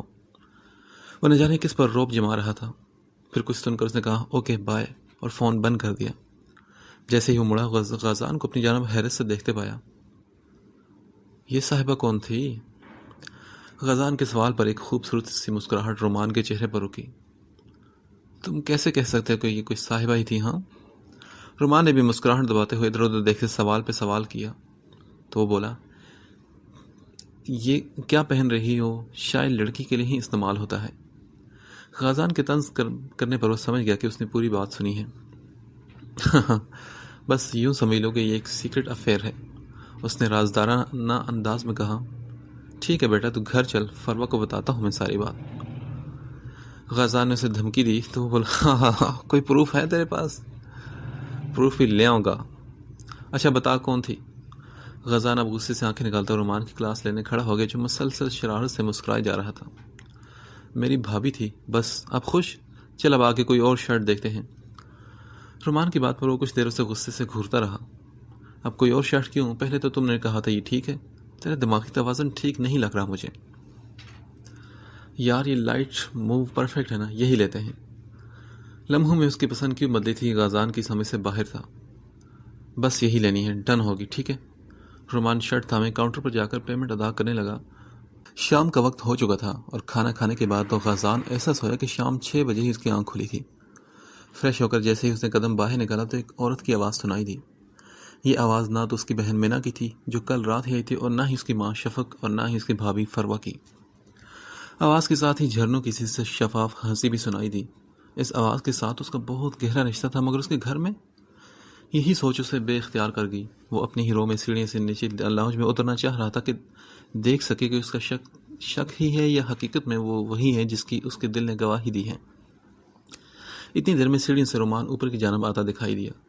غازان نے وہیں رک کر اپنی جانب آتے رومان کو دیکھ کر سوالیہ نگاہوں سے نیچے کی جانب اشارہ کیا تو رومان نے کہا، ہاں یار وہ فروا کی ایک فرینڈ آئی ہے نا، تم اوپر ہی رہو تو بہتر ہے کیونکہ وہ تھوڑا پردہ کرنے والی ہے۔ رومان کی بات پر بھی اسے کچھ لمحے اپنی سماعتوں میں پڑنے والی آواز کو شک سمجھنے میں دیر لگی۔ نہ جانے کیوں اسے شک لگ نہیں رہا تھا۔ اوہ آئی ایم سوری، ٹھیک ہے۔ پھر وہ خود کو سنبھالتا قدم واپس موڑے گیا تھا۔ پھر غازان نے شرارت سے اسے دیکھ کر کہا، ویسے رومان وہ تم سے پردہ نہیں کرتی کیا؟ ارے یار میرا تو بڑا اہم رشتہ بنتا ہے اس سے، میرے سامنے کوئی پردے وردے کا چکر نہیں۔ ہاں تم ابھی اجنبی ہو نا، اس لیے۔ رومان نے ایک تفصیلی جواب دیا۔ اوکے اور تم آج اتنی جلدی کیسے آ گئے؟ ہاں وہ دونوں باتیں کرتے غازان کے کمرے میں جا چکے تھے۔ تھوڑی دیر بعد رومان کو کوئی میسج آیا تو وہ باہر چلا گیا۔ غازان بھی اپنے موبائل میں مصروف ہو چکا تھا کہ تھوڑی ہی دیر بعد اسے وہ لان میں سے پھر وہی آواز سنائی دی۔ اپنے کمرے کی کھڑکی سے پردہ ہٹا کر غازان نے اس آواز والی کا چہرہ دیکھنا چاہا جو بہت دیر سے اسے بے چین کر رہی تھی، مگر افسوس کہ اس کی پشت غازان کی طرف تھی۔ اس کی ماں کے ساتھ باہر نکلتے وہ لڑکی وہ ان سے نہ صرف باتیں کرنے میں مصروف تھی بلکہ ان کے کندھے پر ہاتھ رکھے بے حد محبت سے انہیں اپنے ساتھ لپٹائے کچھ کہتی گیٹ کی جانب بڑھ رہی تھی۔ اسی طرح انہیں تھامے ان سے مل کر وہ گاڑی کا دروازہ کھول کر بیٹھ چکی تھی۔ بلیو جینز پر پرپل شرٹ اور سکارف گلے میں لیے کھلے بال اس کے چہرے کے ارد گرد آ کر اتنی دور سے غازان کو اس کے خد و خال دیکھنے میں رکاوٹ پیدا کر رہے تھے۔ ایک ٹھنڈی سانس بھرتے غازان نے پردہ ہٹا کر واپس اپنی جگہ پر آ چکا تھا۔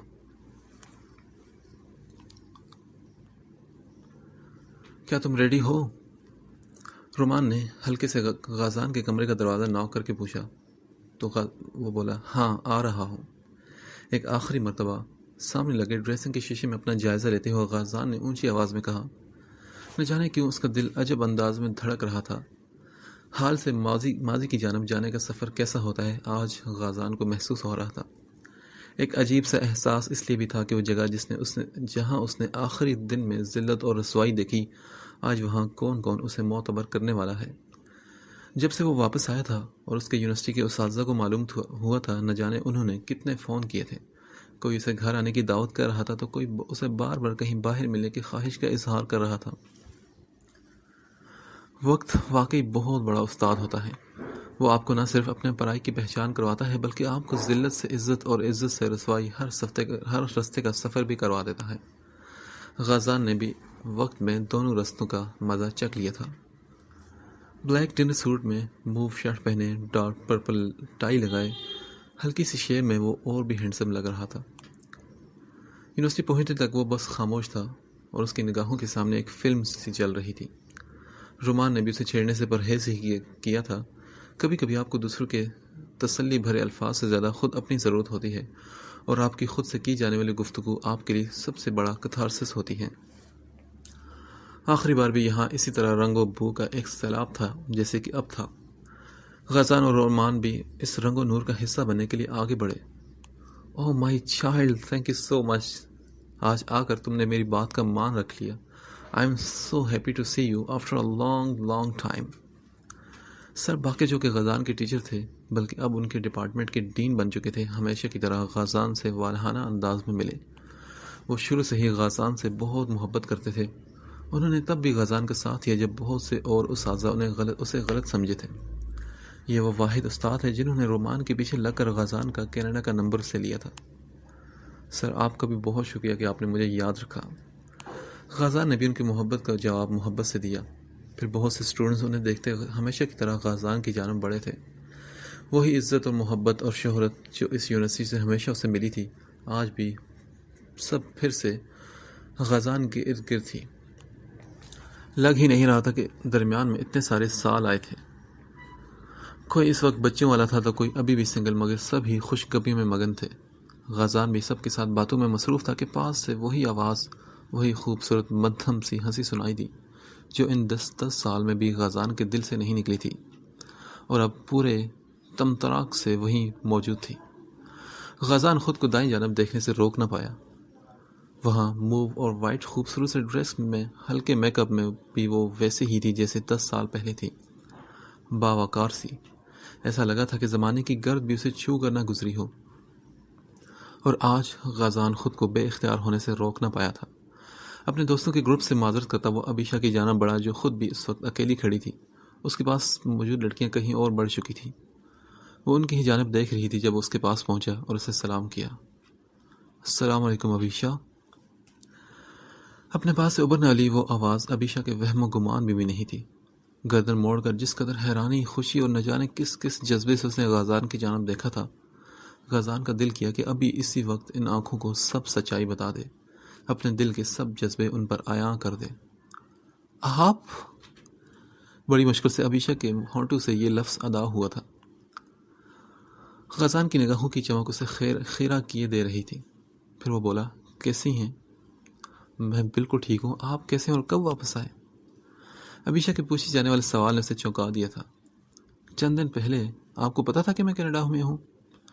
غازان نے اس سے الٹا سوال کیا. ہاں، ایکچولی وہ آپ کے بھائی سے پتہ چلا تھا کہ. ابیشا نے جلدی سے بات سنبھالی اور نظریں دور کھڑے رومان پر ڈال دی جسے وہ کچا چبانے کا فیصلہ کر چکی تھی. خیر، ویلکم بیک. آپ کو یہاں دیکھ کر بہت خوشی ہوئی مجھے. ابیشا نے اپنی نظریں واپس غازان کی جانب موڑتے ہوئے کہا اور اس کے لہجے کی سچائی غازان کو سرشار کر گئی تھی. کیا کر رہی ہیں آج کل؟ ہم؟ میں بس ایک اخبار کی ایڈیٹر ہوں. اچھا، اور شادی اور بچے؟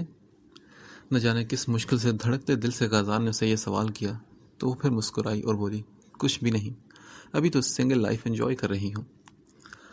غازان کی بات کے جواب میں جو کچھ اس نے کہا غازان کے دل کی دھڑکن کو اعتدال میں لانے کے لیے کافی تھا. پھر ابیشا انجان بنتے پوچھنے لگی، اور آپ؟ میں نے بھی ابھی شادی نہیں کی، بس دل کو کوئی بھائی ہی نہیں. اس کی نظروں کا اپنی نظروں کے ہزار میں جگڑتے غازان کے الفاظ ابیشا کو گھبراہٹ میں مبتلا کر گئے تھے. پلکوں کے جھالر گراتے ہلکا سا رخ موڑے وہ ادھر ادھر دیکھنے لگی. پھر پوچھا، غازان نے پوچھا، انکل اور آنٹی کیسے ہیں؟ سب ٹھیک ہیں. غازان کا تو دل ہی نہیں بھر رہا تھا. اسے اس وقت کسی کی پرواہ نہیں تھی کہ کون اسے دیکھ رہا ہے اور کون نہیں. بس وہ نظروں کے سامنے ہو، دل کو بس اسی کی چاہ تھی. ابیشا بھی مختصر سا جواب دے کر خاموش ہوگی. اس سے پہلے کہ وہ کوئی اور بات کرتا کچھ لڑکیاں ان کی جانب بڑھی اور غازان کو دیکھ کر بے حد خوشی کا اظہار کیا. ابیشا بھی ان کے ساتھ باتوں میں مصروف ہو چکی تھی. کچھ دیر بعد غازان مڑ کر کسی اور کو تلاش کرنے لگا. اسٹیج پر کچھ لڑکوں نے گانوں کا سلسلہ شروع کیا ہوا تھا، ایک کے بعد دوسرا، اور سبھی کی فرمائشیں پوچھی جا رہی تھیں. بہت سے دوست ایک دوسرے کو گانے ڈیڈیکیٹ کر رہے تھے اور سبھی بیتے دنوں کی یادیں تازہ کر رہے تھے. غازان کے دل میں نہ جانے کیا سمائی کہ ایک پیپر پر کچھ الفاظ لکھ کر اس نے اسٹیج پر موجود ایک لڑکی کو تھما دیے. The next song is for someone very special from someone very special. وہ لڑکا جو گانے گا رہا تھا ایک گانا ختم کرتے اس نے مائک میں اعلان کیا. کچھ لوگ بیٹھے تھے، کچھ کھڑے تھے، مگر سبھی اس کی جانب متوجہ تھے.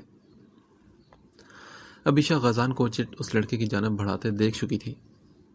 کسی نے آواز لگائی، ارے نام تو بتاؤ اسپیشل کا. گانا گانے والے لڑکے نے کہا، بھائی یہ تو رازداری کی بات نہ ہوئی نا پھر. کچھ دیر بعد گٹار کے تار چھڑے تھے.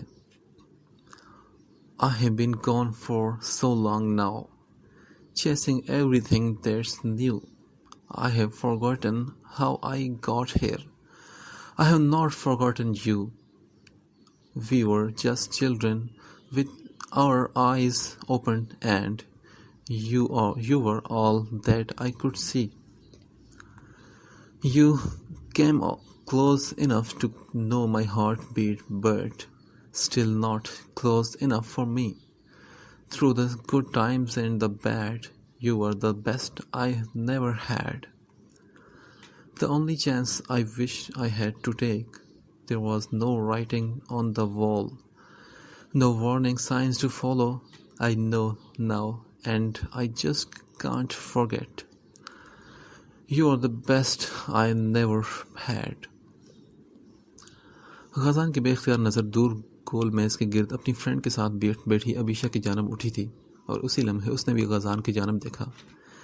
کیا کیا جذبے نہیں تھے اس شخص کی نگاہوں میں، اور وہ جان لیوا مسکراہٹ عبیشہ کو کنفیوز کر گئی تھی۔ اسے گھبرا کر اپنی نظروں کا رخ موڑا تو غازان کی مسکراہٹ کچھ اور گہری ہوئی۔ خیریت ہے بھائی، اکیلے اکیلے مسکرائے جا رہے ہو، کیا طبیعت تو ٹھیک ہے نا؟ رومان نے اس کے کندھے پر ہاتھ رکھ کر کہا، پاس ہی کھڑا کچھ لڑکوں سے وہ باتیں کرنے میں مصروف تھا۔ غازان نے مسکراہٹ سمیٹی اور بولا، بس ویسے ہی یار۔ کھانا کے بعد بھی ابھی بھی سب لوگ وہیں موجود تھے۔ اس ماحول سے کسی کا نکلنے کو دل نہیں کر رہا تھا۔ غازان پانی پینے کے غرض سے ایک ٹیبل کے قریب آئے تو بائیں جانب سے کسی کی پکار پر مڑا تھا۔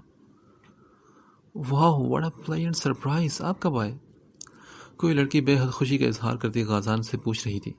غازان نے اجنبی نگاہوں سے اس کی جانب دیکھا تو وہ بولی، میں نتاشا ہوں، جس کی اس رات آپ نے جان اور عزت دونوں بچائے تھے۔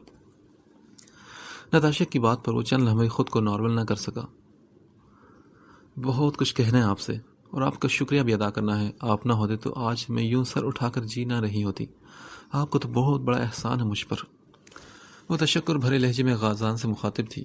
ارے نہیں، اٹس اوکے، بس اللہ نے آپ کی عزت کی حفاظت کرنی تھی، میرا تو کوئی کمال نہیں اس میں۔ غازان اپنے ہمیشہ کے سے عجز و انکساری میں والے لہجے میں بولا تھا۔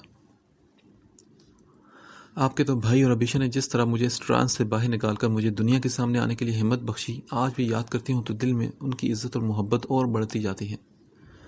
وہ کیا کہہ رہی تھی غازان سمجھنے سے قاصر تھا، اور میں تو دعا کرتی ہوں کہ عبیشہ جیسی لڑکی بننے کے لیے اللہ ہر کسی کو توفیق دے، جس طرح اس نے کیس۔ نتاشا کی بات وہیں رہ گئی کہ کسی نے اسے پکار لیا تھا۔ وہ ایکسکیوز کرتی مڑی تھی، مگر غازان وہیں حیران سا کھڑا اس کی باتوں کو سمجھنے کی کوشش کرتا رہا۔ عبیشہ، رومان، کیس، یہ سب کیا تھا؟ اس کی نگاہ سامنے اٹھی تو عبیشہ رومان کے ساتھ کھڑی نظر آئی، اور دور سے بھی محسوس ہو رہا تھا کہ جیسے وہ اس سے ناراض ہے اور رومان اسے منانے کی کوشش کر رہا ہے۔ ان دونوں میں بے حد بے تکلفی لگ رہی تھی۔ رومان نے کبھی کوئی تذکرہ کیوں نہیں کیا اس بارے میں؟ کچھ سوچ کر غازان نتاشا کو ڈھونڈتا اس کے پاس آیا اور بولا، نتاشا، مجھے آپ سے کچھ بات کرنی ہے، مگر یہاں نہیں، کہیں باہر، اگر آپ مجھے مناسب جگہ بتا دیں۔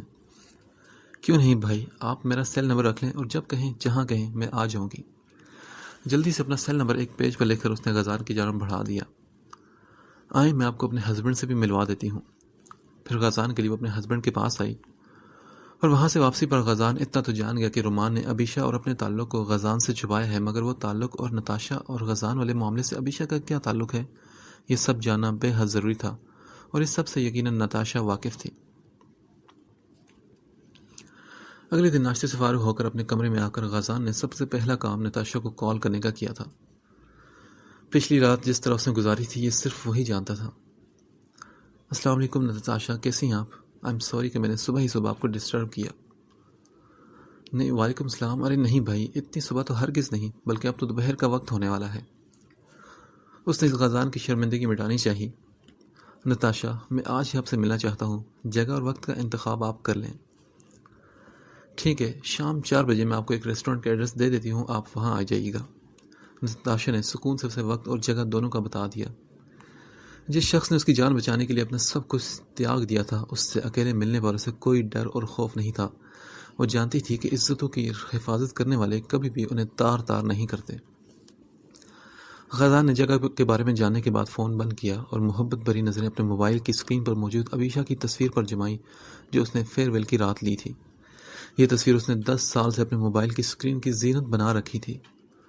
وہ عبیشہ کو بھولنا چاہتا بھی تو یہ تصویر غازان کو کبھی اسے بھلانے نہیں دیتی تھی۔ کل رات بھی وہ ایسی ہی تھی، اتنی ہی خوبصورت اور اتنی ہی بے ریا جیسی 10 سال پہلے تھی۔ اس رات گھر چھوڑتے وقت اس نے سوچا تھا کہ وہ سم کے ساتھ موبائل بھی یہیں چھوڑ جائے، مگر پھر اس ایک تصویر نے اسے مجبور کیا کہ وہ موبائل بھی ساتھ لے جائے۔ 10 سال بعد بھی اس موبائل کو کبھی خراب نہیں ہونے دیا تھا اس نے۔ موبائل ہاتھ میں تھامے کھڑکی میں کھڑا وہ بس عبیشہ کو سوچے جا رہا تھا۔ کل سے اب تک ایک لمحے کے لیے بھی اس کے ذہن سے محو نہیں ہوئی تھی۔ پھر شام میں پورے 4 بجے وہ نتاشا کے سامنے تھا۔ ایک ایک لمحہ اسے گزارنا مشکل ہو رہا تھا۔ وہ سب حقیقت جانے کے لیے بے حد بے چین تھا۔ ایسا کیا تھا کہ رومان نے اتنے سال تک اسے یہ خبر ہی ہونے نہ دی کہ وہ عبیشہ کو بے حد قریب سے جانتا ہے۔ کل رات کی ان کی بے تکلفی وہ کسی طرح بھلا نہیں پا رہا تھا۔ آخر کیوں اس نے غازان سے یہ سب چھپایا؟ ان دونوں کو لے کر کوئی غلط خیال اس کے ذہن میں نہیں تھا، کیونکہ اسے اپنے بھائی پر پورا بھروسہ تھا، مگر پھر بھی وہ حقیقت جاننا چاہتا تھا۔ سلام دعا کے بعد وہ اخلاقاً نتاشا کی خیریت پوچھنے لگا، کیسی ہیں آپ؟ ایکچولی میں نہیں جانتا کہ رات میں آپ عبیشہ اور رومان کے متعلق کیا بات کر رہی تھی۔ مجھے کسی بھی کیس کے بارے میں کوئی انفارمیشن نہیں۔ میں یہ بھی نہیں جانتا کہ اس رات جس کو میں نے بچایا وہ آپ تھیں۔ ہاں، اس واقعے نے میری زندگی کو تباہ و برباد کر دیا، مگر پھر بھی میں مطمئن ہوں کہ کسی کی عزت بچا کر میں کم از کم اللہ کے سامنے کسی بھی قسم کی شرمندگی سے تو بچ گیا۔ 4 سال بعد مجھے معلوم ہوا کہ رستم کو پھانسی کی سزا سنائی گئی ہے۔ تب میرے پیرنٹس نے اور اس ہر بندے نے مجھے کال کر کے معافی مانگی جس نے اس رات مجھ پر بے اعتباری کی تھی۔ مگر وہ سب کیسے ہوا؟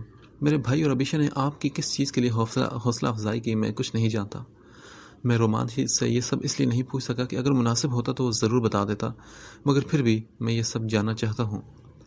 شاید یہ انسانی فطرت ہے جس نے مجھے آپ کو کال کرنے پر مجبور کیا کہ میں اس سب کے بارے میں جاننے کا خواہش مند ہوں جس کا ذکر آپ کل رات کر رہی تھی۔ اگر مناسب سمجھے تو پلیز مجھے بتا دیں۔ مجھے لگتا ہے کہ رستم کی پھانسی سے متعلق آپ بہت کچھ جانتی ہیں۔ غازان نے اپنی خواہش اور وہ سب اندازے اسے بتائے جنہیں وہ کل رات سے اب تک سوچ کر پاگل ہو رہا تھا۔ آپ بالکل صحیح کہہ رہے ہیں غازان، میرا اس سب سے بہت گہرا تعلق ہے۔ انفیکٹ میں اور ایک اور لڑکی زنیرہ جسے عبیشہ بہت اچھے سے جانتی ہے، ہم دونوں رستم کے ہاتھوں ذلیل اور رسوا ہوئی تھی۔ اور پھر نتاشا غازان کو وہ سب بتانا شروع ہوئی جس سے وہ بالکل انجان تھا۔ بس پھر اس واقعے کے بعد 2 سال تک رستم کے خلاف کیس چلتا رہا۔ اگر آرمی ہمارے ساتھ نہ ہوتی تو رستم بہت آسانی سے اس کیس سے بری ہو جاتا۔ آرمی کی سپورٹ کے بعد بھی 2 سال بعد اس کیس کا فیصلہ ہوا اور رستم کو ایک نہیں بلکہ 3 لڑکیوں کے ریپ کے بعد قتل کیے جانے پر پھانسی کی سزا ہوئی۔ اور یوں آپ کے یہاں سے چلے جانے کے 4 سال بعد آپ کے اور میرے اور نہ جانے کن کن لوگوں کا مجرم اپنے انجام کو پہنچا۔ خاموش ہونے کے بعد نتاشا نے اپنی آنکھیں صاف کی تھی۔ غازان تو حیرت سے یہ سب انکشافات سن رہا تھا۔ اسے وہ دن یاد آیا جب رومان نے اسے فون کیا تھا اور بولا تھا، غازان پتہ نہیں تیرے لیے اچھی خبر ہے کہ نہیں، مگر پچھلے دنوں کسی کیس میں رستم پکڑا گیا اور اس نے اپنے بہت سے جرائم کے ساتھ یہ جرم بھی مان لیا کہ یونیورسٹی میں جس لڑکی کی عزت پر ہاتھ ڈالنے والا واقعہ آج سے 4 سال پہلے اچھالا گیا تھا اس میں غازان نہیں بلکہ رستم ہی انوالو تھا۔ رستم کا پھانسی کی سزا ہوئی ہے اور اس نے تمام میڈیا پر آ کر اپنے جرائم کی کہانی بھی سنائی ہے۔ اور غازان، آج وہ سب لوگ جنہوں نے تجھ پر لگے جھوٹے الزام کو سچ مانا تھا وہ سبھی شرمندہ ہیں۔ غازان، تو نے صحیح کہا تھا کہ وقت گواہی دے گا کہ کون سچا ہے اور کون جھوٹا۔ دیکھ لے غازان، آج وقت نے گواہی دے دی کہ غازان سکندر تو عزتوں کا رکھوالا ہے۔ آج وقت نے یہ دکھا ہی دیا کہ تو سچا تھا۔ رومان کے لہجے کی نمی غازان کی آنکھیں بھی نم کر گئی تھی۔ بے اختیار چھت کی جانب دیکھ کر اس نے آنکھیں بند کی۔ ہاں میرے بھائی، وہ اللہ بے حد رحمان اور رحیم ہے۔ وہ اپنے بندوں کے صبر کو کبھی رائیگاں نہیں جانے دیتا۔ اگر اس دن غازان صبر نہ کرتا اور اپنے ماں باپ کو برا بھلا کہتا تو شاید یہ دن کبھی نہ آتا۔ غازان نے ہر فیصلہ اللہ کے سپرد کر دیا تھا اور اللہ بہترین فیصلہ کرنے والا ہے۔ یہ سب سن کر غازان کا رواں اللہ کا مشکور ہوا تھا۔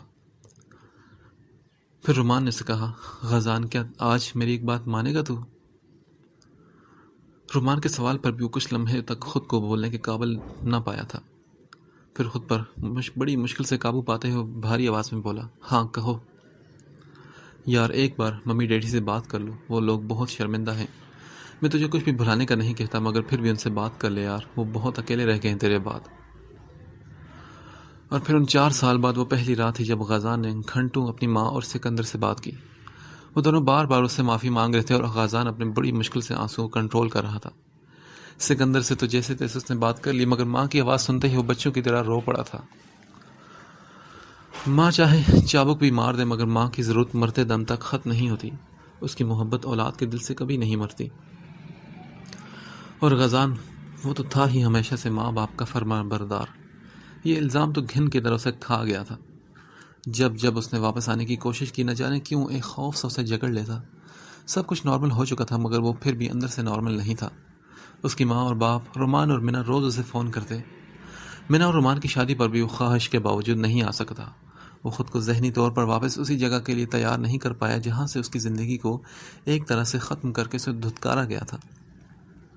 مگر پھر 10 سال بعد نہ جانے کیسے اس مرتبہ وہ خود کو واپس آنے کے لیے آمادہ کر چکا تھا۔ شاید اللہ تعالیٰ نے اسے بہت سی حقیقتوں کا علم دینا تھا۔ اگر وہ پہلے آتا تو یہ سب اس کے سامنے کبھی بھی نہ کھلتا۔ ابیشا کی بے لوث محبت کا راز ہمیشہ راز ہی رہتا، اور یقیناً اللہ جو کرتا ہے وہ اپنے بندے کی بہتری کے لیے ہی کرتا ہے، بس ہم سمجھ نہیں پاتے۔ بہت شکریہ نتاشا، یہ سب حقیقت بتانے کے لیے۔ میں واقعی اس سب سے انجان تھا۔ تم کبھی بچوں اور میاں کو لے کر گھر آؤ نہ۔ کچھ دیر بعد غازان خود پر کنٹرول پاتا خوش دلی سے نتاشا سے بولا تھا، ارے نہیں غازان بھائی، آپ تھینکس تو مت کہیں، شکریہ تو میں آپ کے ادا کرنا چاہتی ہوں، اور ہمیشہ آپ کی مشکور رہوں گی۔ انشاءاللہ جلد ہی آپ کے گھر چکر لگاؤں گی۔ وہ بھی خود پر کنٹرول کرتی مسکرا کر بولی۔ پھر کچھ دیر بعد دونوں نے اپنے اپنے گھر واپسی کے لیے رواں دواں تھے، مگر غازان رومان کی کلاس لینے کا ارادہ پکا کر چکا تھا۔ رومان، تم ابیشا کو کب سے جانتے ہو؟ رات میں کھانا کھانے کے بعد رومان اور غازان اپنے ہی علاقے میں واک کے لیے نکلے تھے۔ کون ابیشا؟ اس کا لہجہ صاف چغلی کھا رہا تھا۔ یار تو جانتا ہے کہ جب کبھی بچپن میں تو مجھ سے کوئی بات چھپانے کی کوشش کرتا تھا تو میں تیرا مکوں سے کیا حال کرتا تھا۔ اگر تو ایک بچے کا باپ بن کر بھی چاہتا ہے کہ میں تو اسے وہی سلوک کروں تو مجھے کوئی اعتراض نہیں۔ غازان نے رک کر تیکھی نظروں سے دیکھتے ہوئے رومان کو کہا تھا، جب سے تو نے واقف کروایا ہے تب سے۔ اب کی بار رومان شرافت سے بولا، مگر ابھی بھی لہجے میں واضح شرارت تھی۔ اچھا، اور میرے جانے کے بعد بھی یہ واقفیت ہی رہی، یا اس سے بھی آگے کچھ اور؟ غازان نے چلتے ہوئے سامنے سے نظر ہٹا کر رومان کو دیکھا تھا، جس کی آنکھوں میں شرارت ناچ رہی تھی۔ کیا کروں، تیری ہر چیز سے مجھے ہمیشہ محبت رہی ہے نا۔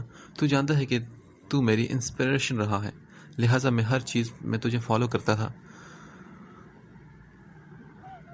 تجھے وہ ایکٹر پسند ہے، وہ میرا بھی پسند تھا۔ تجھے جو سنگر پسند ہے وہ مجھے بھی اتنا ہی پیارا ہو جاتا تھا۔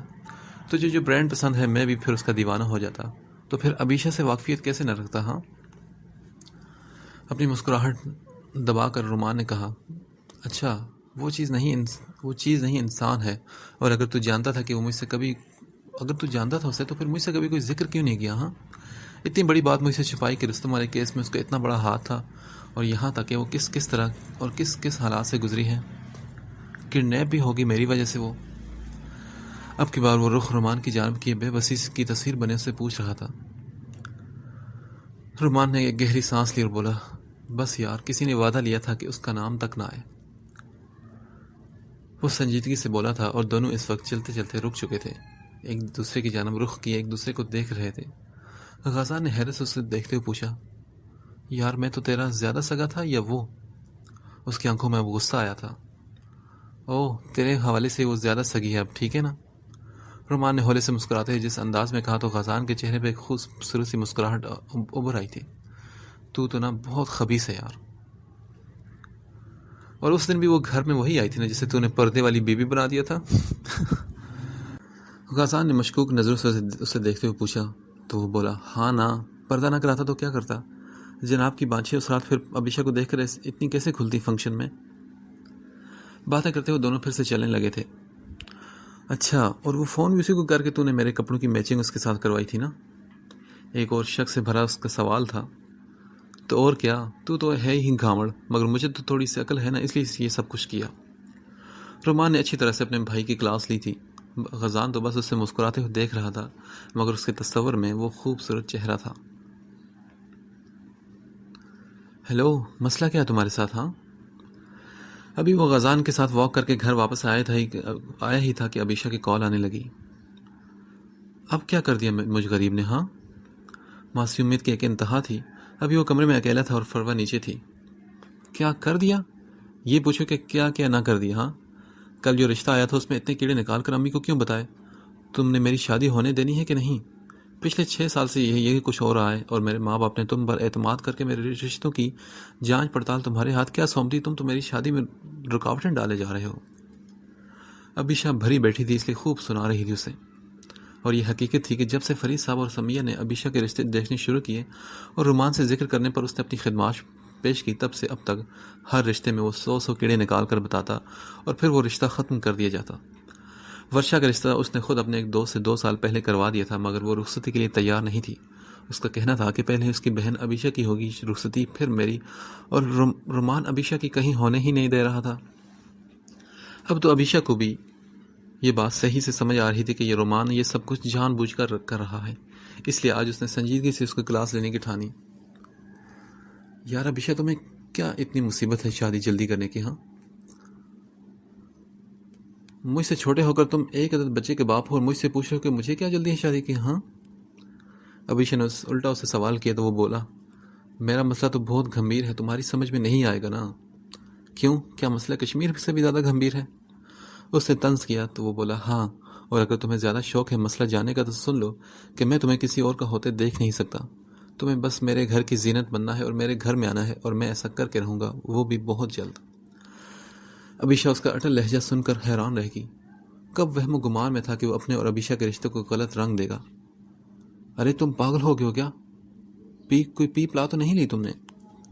وہ مذاق میں بات ٹالنے لگی تو وہ بولا، نہیں، میں ہوش و حواس میں کہہ رہا ہوں، کہو تو لکھ کر بھی دے دوں کہ تمہیں اپنے گھر لا کر دم لوں گا، اور بہت جلد اس کا انتظام بھی کر رہا ہوں میں۔ اس کے پھر وہی بات دہرانے پر عبیشہ کی اب کی بار حقیقت میں ہاتھوں کے طوطے اڑے تھے۔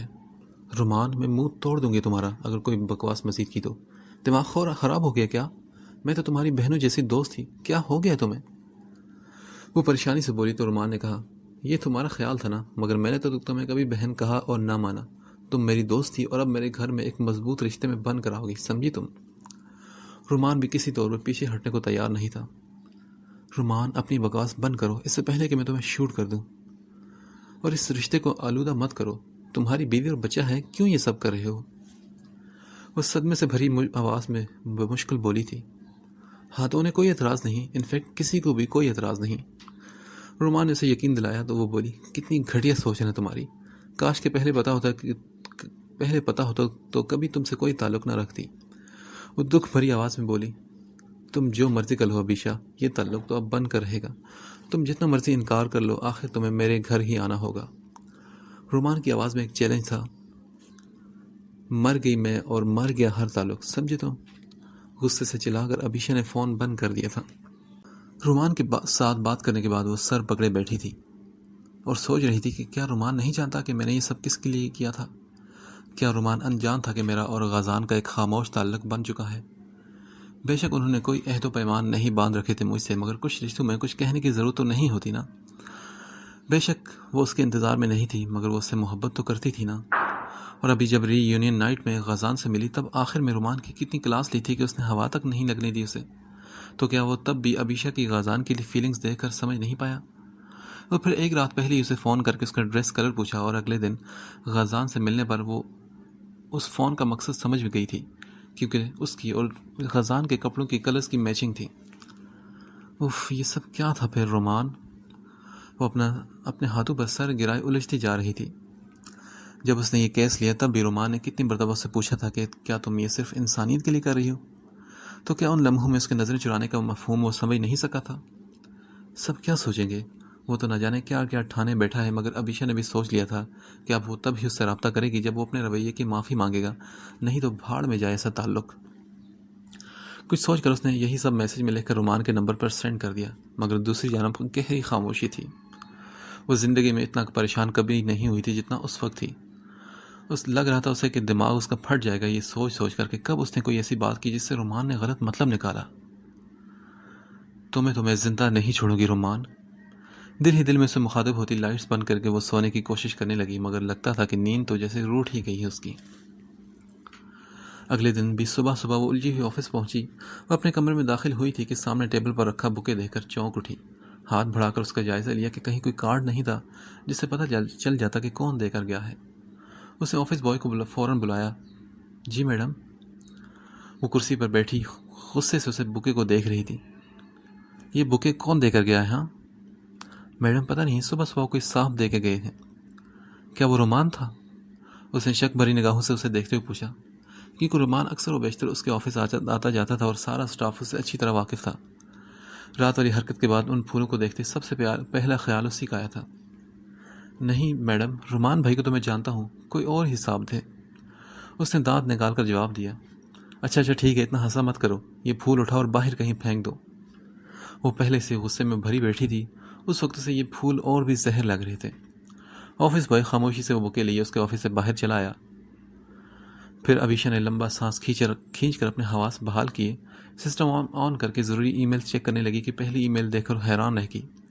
10 سال بعد اسی ای میل ایڈریس سے اسے سلام دعا اور best wishes for your wedding کے ڈھیروں میسیجز آئے ہوئے تھے جو اس کی جاب کے سٹارٹ میں اس کی یونیورسٹی کے حوالے سے کیا کرتا تھا کوئی۔ ابیشا اب تک انجان تھی، اور پھر شادی کی مبارکباد، یہ کون ہو سکتا ہے آخر؟ وہ سوچ میں پڑ گئی اور اب کی بار شک پھر رومان پر گیا تھا۔ یہ بندہ ضائع ہو جائے گا میرے ہاتھوں سے۔ اسے سر جھٹا کر خود کو کام میں مصروف کیا۔ دوپہر ہو چکی تھی مگر کام میں مصروف ہو کر اسے کچھ ہوش نہ رہا تھا۔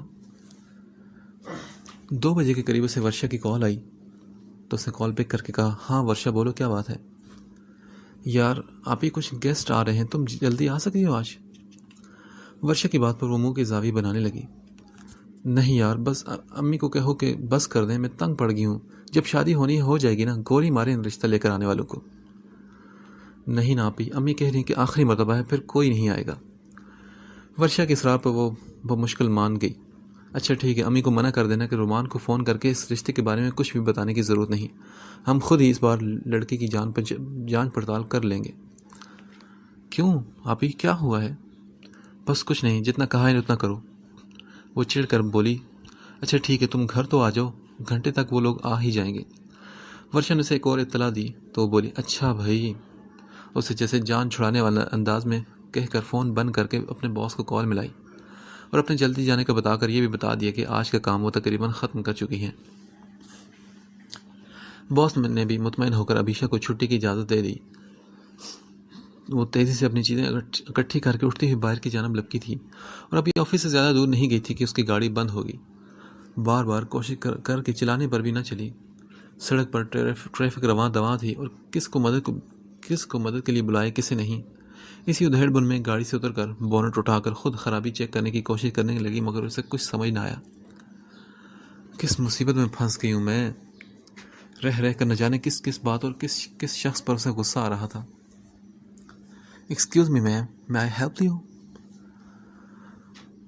خود سے الجھتے اسے زیادہ دیر نہیں ہوئی تھی کہ پشت سے آنے والی آواز پر وہ حیران رہ گئی۔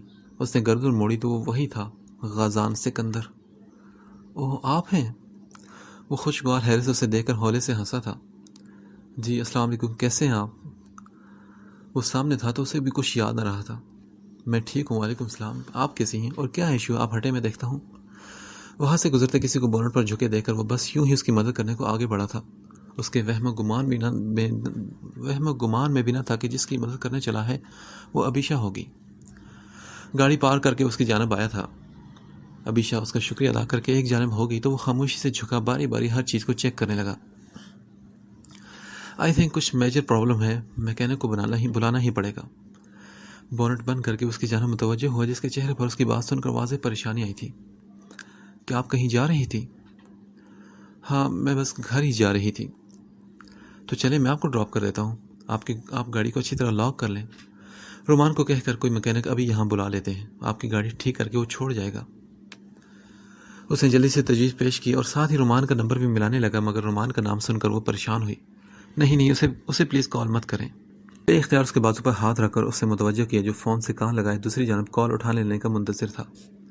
آنکھوں میں حیرت لیے وہ اس نے ابیشہ کے ہاتھ کو دیکھا جو اس نے تیزی سے پیچھے کیا، اور پھر اپنی بے اختیاری پر جی بھر کر شرمندہ ہوئی اور دل میں خود کو بہت کوسا۔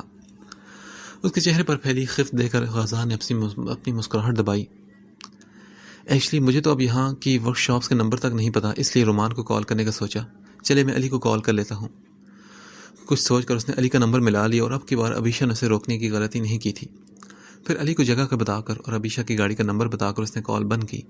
اتنی دیر میں ابیشہ نے اپنا بیگز اور فائلز نکال کر گاڑی کو لاک کر لیا تھا۔ چلیں آپ 10 منٹ میں میکینک آ جائے گا۔ وہ ابیشہ کو ہاتھ سے گاڑی کی جانب اشارہ کرنے کا کہہ کر آگے بڑھا تھا، وہ بھی خاموشی سے اس کے پیچھے چل پڑی۔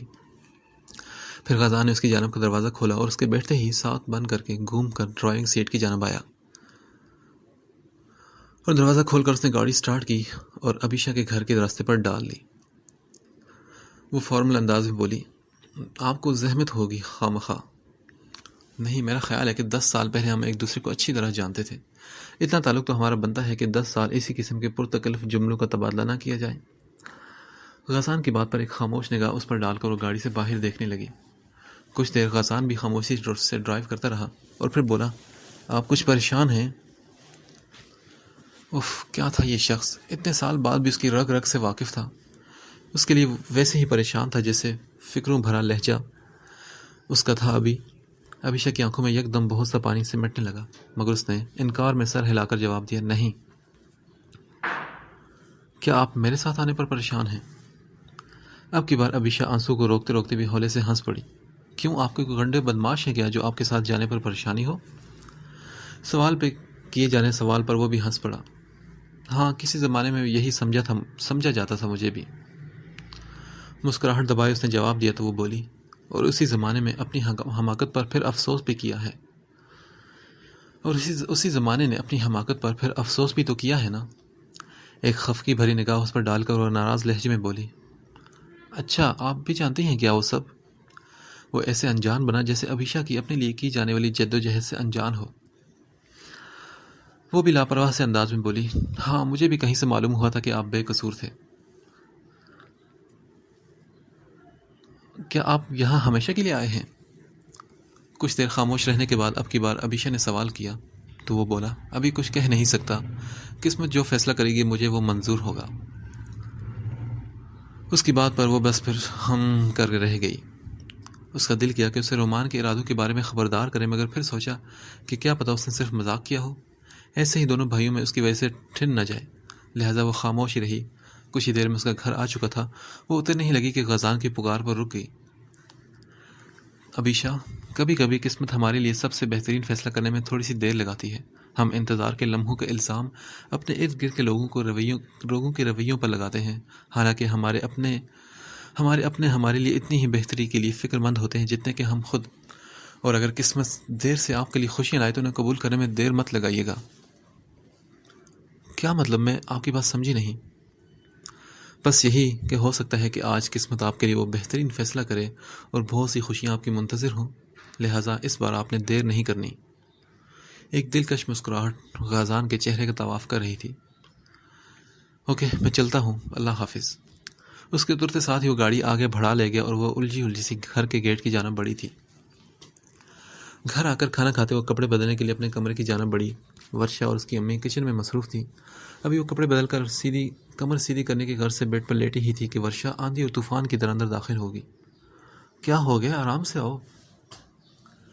آپ ہی، شفق آنٹی، مینا اور فروا اور رومان آئے ہوئے ہیں۔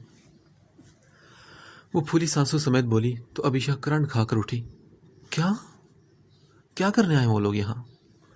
آپ ہی، وہ تمہارا رشتہ لے کر آئے ہیں۔ اف، آپ ہی، میں تو کتنی خوش ہوں انہیں دیکھ کر۔ پہلی بات سن کر اسے اتنا جھٹکا نہیں لگا تھا جتنا ورشا کی دوسری بات پر سن کر لگا۔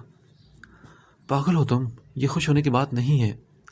وہ غصے سے بولی تو ورشا کو اس کی دماغی حالت پر شبہ ہوا۔ پلیز آبی، اب تم کوئی مصیبت کھڑی مت کرنا یار۔ اس کی بات پر ابیشہ نے گھور کر بہن کو دیکھا اور اس سے پہلے کہ وہ ورشا کے 14 تبک روشن کرتی، اس کی امی بھی دروازہ کھول کر خوشی سے جھلملاتا چہرہ لیے داخل ہوئی۔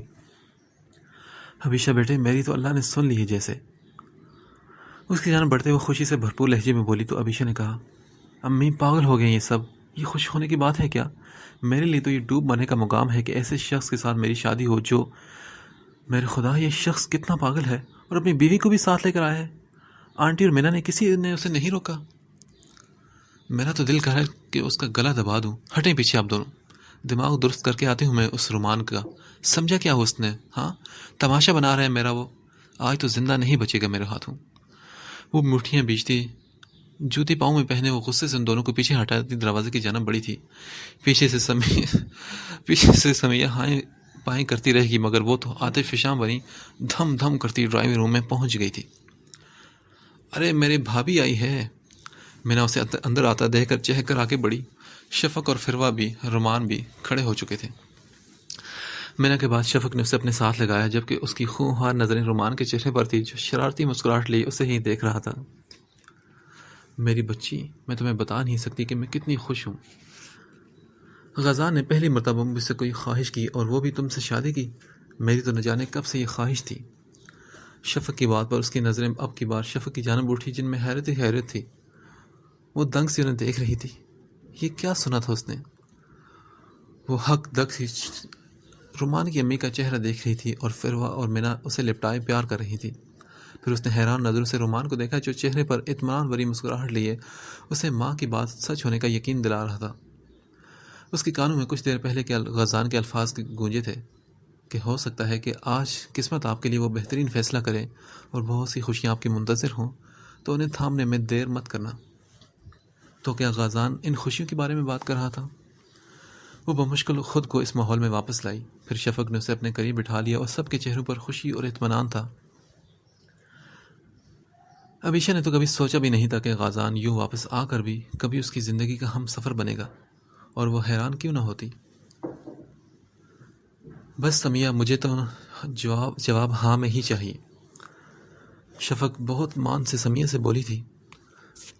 عبیشہ کے والد فرید صاحب بھی وہیں موجود تھے، اور اب کی بار انہوں نے فرید صاحب کو مخاطب کرتے ہوئے کہا، بھائی صاحب، مجھے بس شادی کی ڈیٹ لے کر جانی ہے آج، اور کوئی انکار کی گنجائش نہیں۔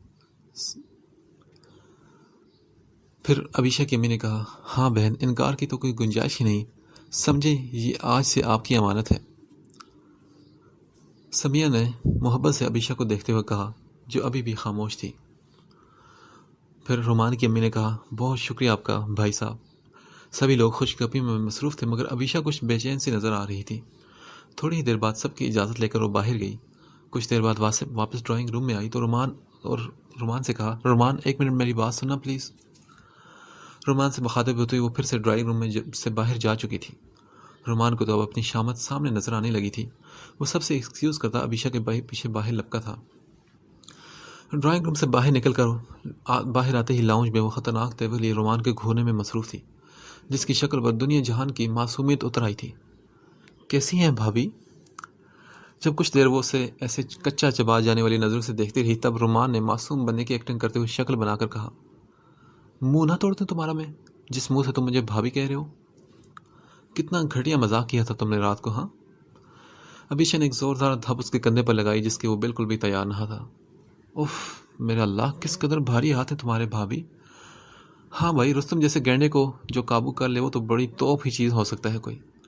معذرت کے کل کے مذاق میں بھول گیا تھا کہ آپ ایسی نازک اندام حسینہ نہیں بلکہ سلطانہ ڈاکو ٹائپ ہیں۔ رومان کہاں باز آنے والا تھا اسے چھیڑنے سے۔ اب کی بار عبیشہ نے اس کا کان پکڑ کر مروڑا تھا۔ ارے کیا کر رہی ہیں؟ کیا کبھی گورنمنٹ اسکول کی ٹیچر بھی رہ چکی ہیں آپ؟ ہاں؟ وہ درد سے بلبلاتے ہوئے بول اٹھا، غزان کو بتاؤ تمہاری سب گھٹیا گفتگو، آج بھابھی اور کل کس قدر عاشقانہ گفتگو کی تھی تم نے، ہاں؟ وہ اسے بخشنے کو بالکل تیار نہیں تھی، اور بخشتی بھی کیوں؟ کس قدر ٹینشن میں رہی تھی کل سے وہ اب تک۔ یار عبیشہ، میں نے تو تمہیں صرف اپنے گھر کی زینت بنانے کو کہا تھا، اور وہ جو اپنے حوالے سے نہیں، غزان کے حوالے سے کہا تھا، اور یقین پوچھو تو تمہیں کبھی بہن مانا ہی نہیں میں نے تو ہمیشہ تمہیں بھابھی ہی سوچا ہے، تو کیسے اپنی بھابھی کو کسی اور کا ہونے دیتا، ہاں؟ میری غیرت یہ تو گوارا کبھی نہ کرتی، تم سے اتنا مضبوط تعلق نہ جوڑتا تو کبھی کسی کو اپنی بھابھی کے روپ میں قبول نہ کرتا۔ اپنا کان چھڑا کر وہ سیدھا ہوتے ہوئے جس قدر وہ سچائی سے بولا، عبیشہ کو اس کی محبت میں کوئی کھوٹ، کوئی شک نظر نہ آیا۔ مسکرا کر اس نے اس کو محبت سے دیکھا۔ پتہ ہے عبیشہ، زندگی میں سچے لوگ بہت کم ملتے ہیں، اور تمہاری غزان کے لیے سچائی مجھے خود بہت تمہاری جانب کھینچتے چلی گئی۔ تمہاری بے غرض محبت اس دنیا کے کسی شخص کو کبھی سمجھ نہیں آ سکتی۔ میں جانتا ہوں کہ تم نے کبھی اس زندگی میں کسی رشتے کے حوالے سے آنے کی خواہش نہیں کی، مگر میں یہ بھی جانتا ہوں کہ تم جیسی بے لوث محبت اسے کوئی نہیں دے سکتا۔ ہاں، میں خود غرض ہو کر تمہارے رشتے میں رخنیں ڈالتا رہا کیونکہ مجھے علم تھا کہ تم اور غازان کبھی کسی دوسرے کے ساتھ خوش نہیں رہ پاؤ گے۔ شاید خوش رہ بھی لیتے، مگر وہ خوشی جو روح سے جڑی ہوتی ہے وہ کبھی تم دونوں کو نہ مل پاتی، اور اسی خوشی کے بغیر ہر رشتہ ضرورت اور وقت کا ہوتا ہے، اور ایسے رشتے دیر پا بھی نہیں ہوتے۔ تم دونوں تو اپنی بیوقوفی سے کبھی ایک دوسرے کے قریب نہ آتے، مگر یہ سب جانتے بوجھتے میں تم دونوں کی اس بے وقوفی میں تم دونوں کا ساتھ نہیں دینا چاہتا تھا۔ بس اسی لیے میں نے یہ سب کیا، اور کل رات والی مذاق اس لیے کیا کہ میں چاہتا تھا کہ تم اپنے منہ سے کہو کہ رومان اپنے بھائی کی محبت پر ڈاکہ ڈالتے ہوئے شرم نہیں آتی، مگر افسوس کہ بھول گیا تھا کہ تم جیسے لوگ اپنے اندر کا حال کبھی کسی کو دوسروں کو نہیں بتاتے۔ اس لیے آج تمہاری پریشانی دور کرنے آ گیا، اور ویسے بھی بھابھی سے مذاق نہیں کروں گا تو کس سے کروں گا؟ ہاں، بیوی سے مذاق کرو تو جوتے پڑتے ہیں مجھے۔ رومان کی سنجیدہ گفتگو سے یکدم مسخرے پن کی جانب یو ٹرن لینے پر ابیشا کو اپنی بے ساختہ ہنسی روک نہ پائی۔ اچھا، میں ابھی فروا کو جا کر بتاتی ہوں تمہاری کرتوتیں۔ وہ اسے چڑھاتے ہوئے اندر کی جانب بڑھی، پھر رک کر پیچھے مڑ کر اسے دیکھا اور بولی، رومان، تھینک یو۔ دوستی واقعی ایک انمول رشتہ ہے، اس نے دل میں سوچا تھا۔ تو وہ بولا، بس کر پگلی، رلائیں گے کیا؟ وہ مصنوعی آنسو صاف کرتے ہوئے اسے پھر چھیڑنے لگا تھا۔ اسی رات وہ ٹیرس پر چہل قدمی کرتے ہوئے قسمت کے ہیر پھیر کو سوچے جا رہی تھی۔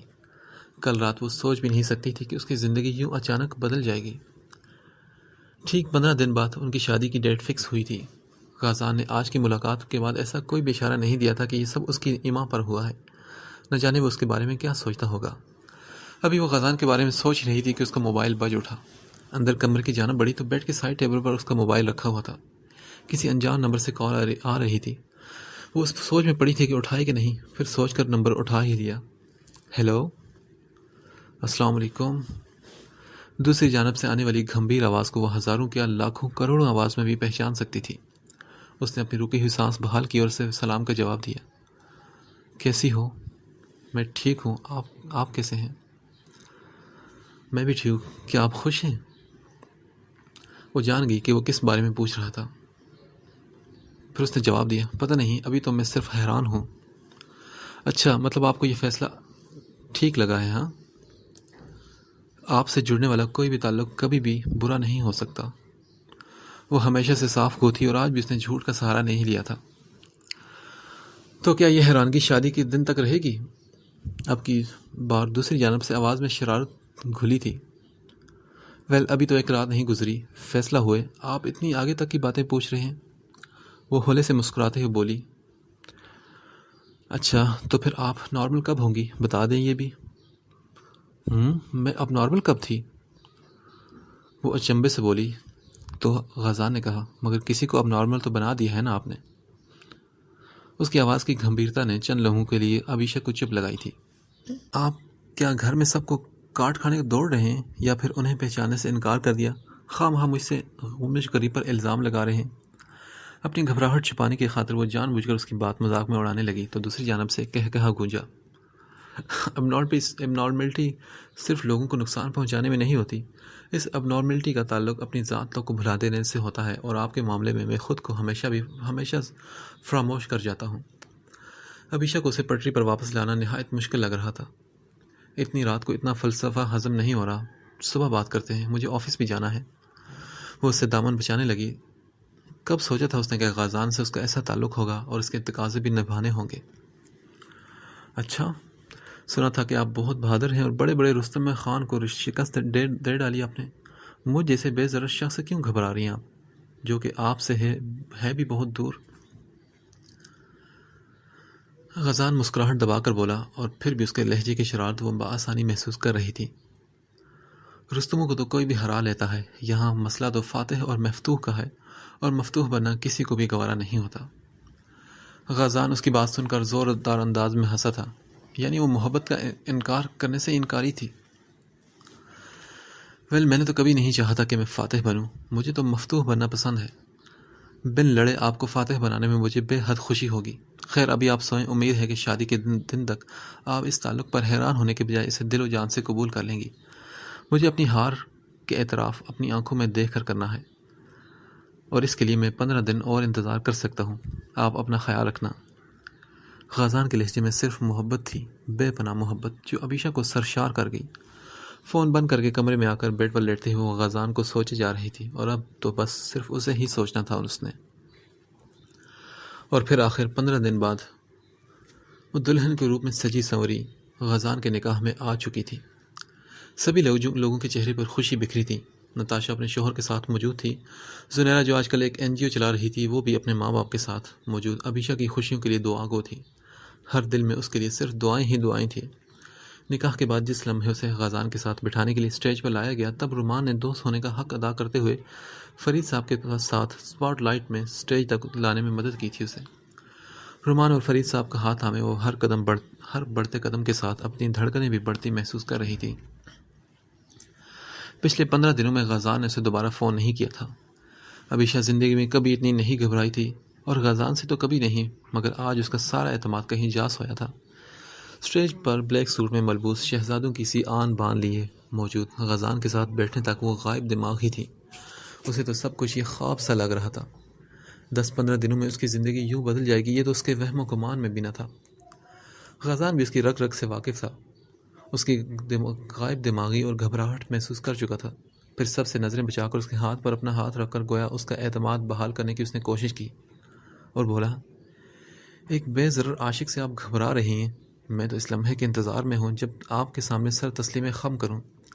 مجھے تو اس عبیشہ کی جھلک دیکھنی ہے جو میرے لیے بڑے بڑے رستموں کے سامنے ڈٹ گئی تھی۔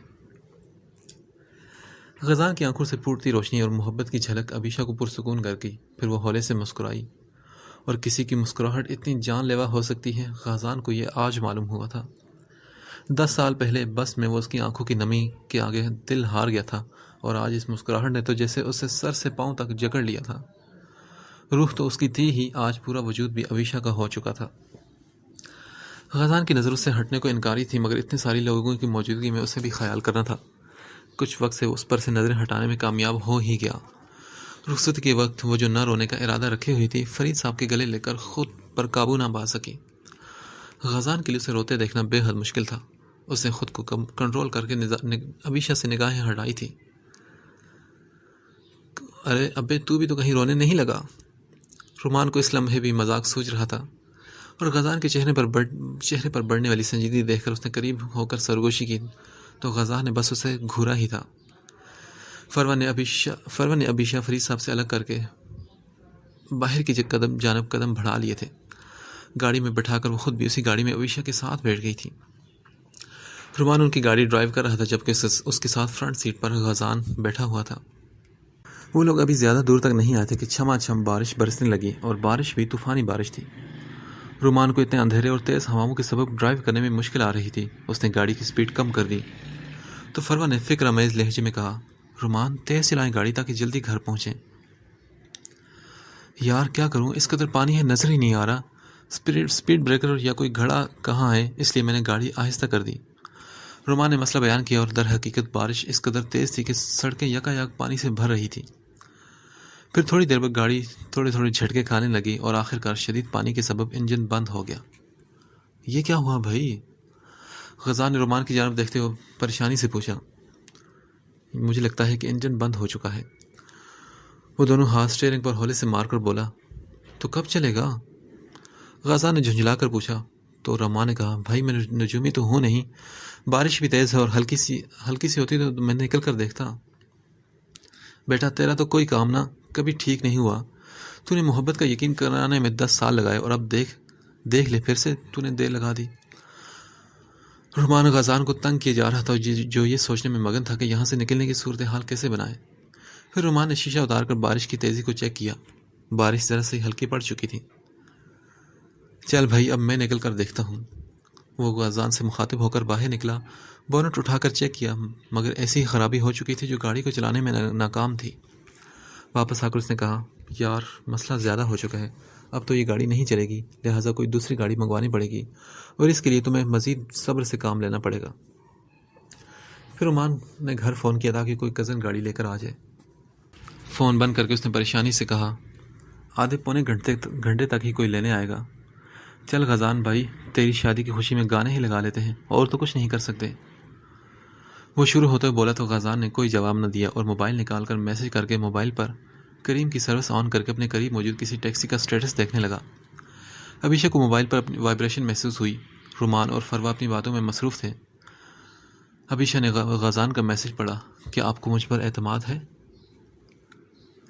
وہ میسج پڑھ کر الجھن کا شکار ہوئی۔ پھر اس نے جوابی میسج ٹائپ کیا، آپ پر ہی تو سب سے زیادہ اعتبار ہے۔ اچھا، تو میں جہاں لے جاؤں وہاں جائیں گی میرے ساتھ؟ غزان نے ایک اور سوال کیا۔ کیا وہ اس کی محبت کو آزما رہا تھا؟ ایک دلکش مسکراہٹ اس کے چہرے پر بکھری۔ پھر وہ بولی، اب آپ جہاں بھی لے جائیں آپ ہی کے ساتھ جانا ہے، پوچھنے کی ضرورت نہیں۔ ابھیشا نے میسج ٹائپ کر کے سینڈ کیا تو تھوڑی ہی دیر بعد ایک اور گاڑی ان کے قریب آ کر رکی۔ پھر غزان نے رومان سے کہا، دیکھو تم دونوں آدھے پونے گھنٹے بعد جاتے رہنا، میں تو ابھیشا کو لے کر جا رہا ہوں یہاں سے۔ غزان نے اپنی جانب کا دروازہ کھولتے ہوئے کہا تو فروا اور رومان تو ہکا بکا رہ گئے کہ یہ اچانک کیا ہوا؟ ارے بھائی کہاں جا رہے ہو ہمیں چھوڑ کر؟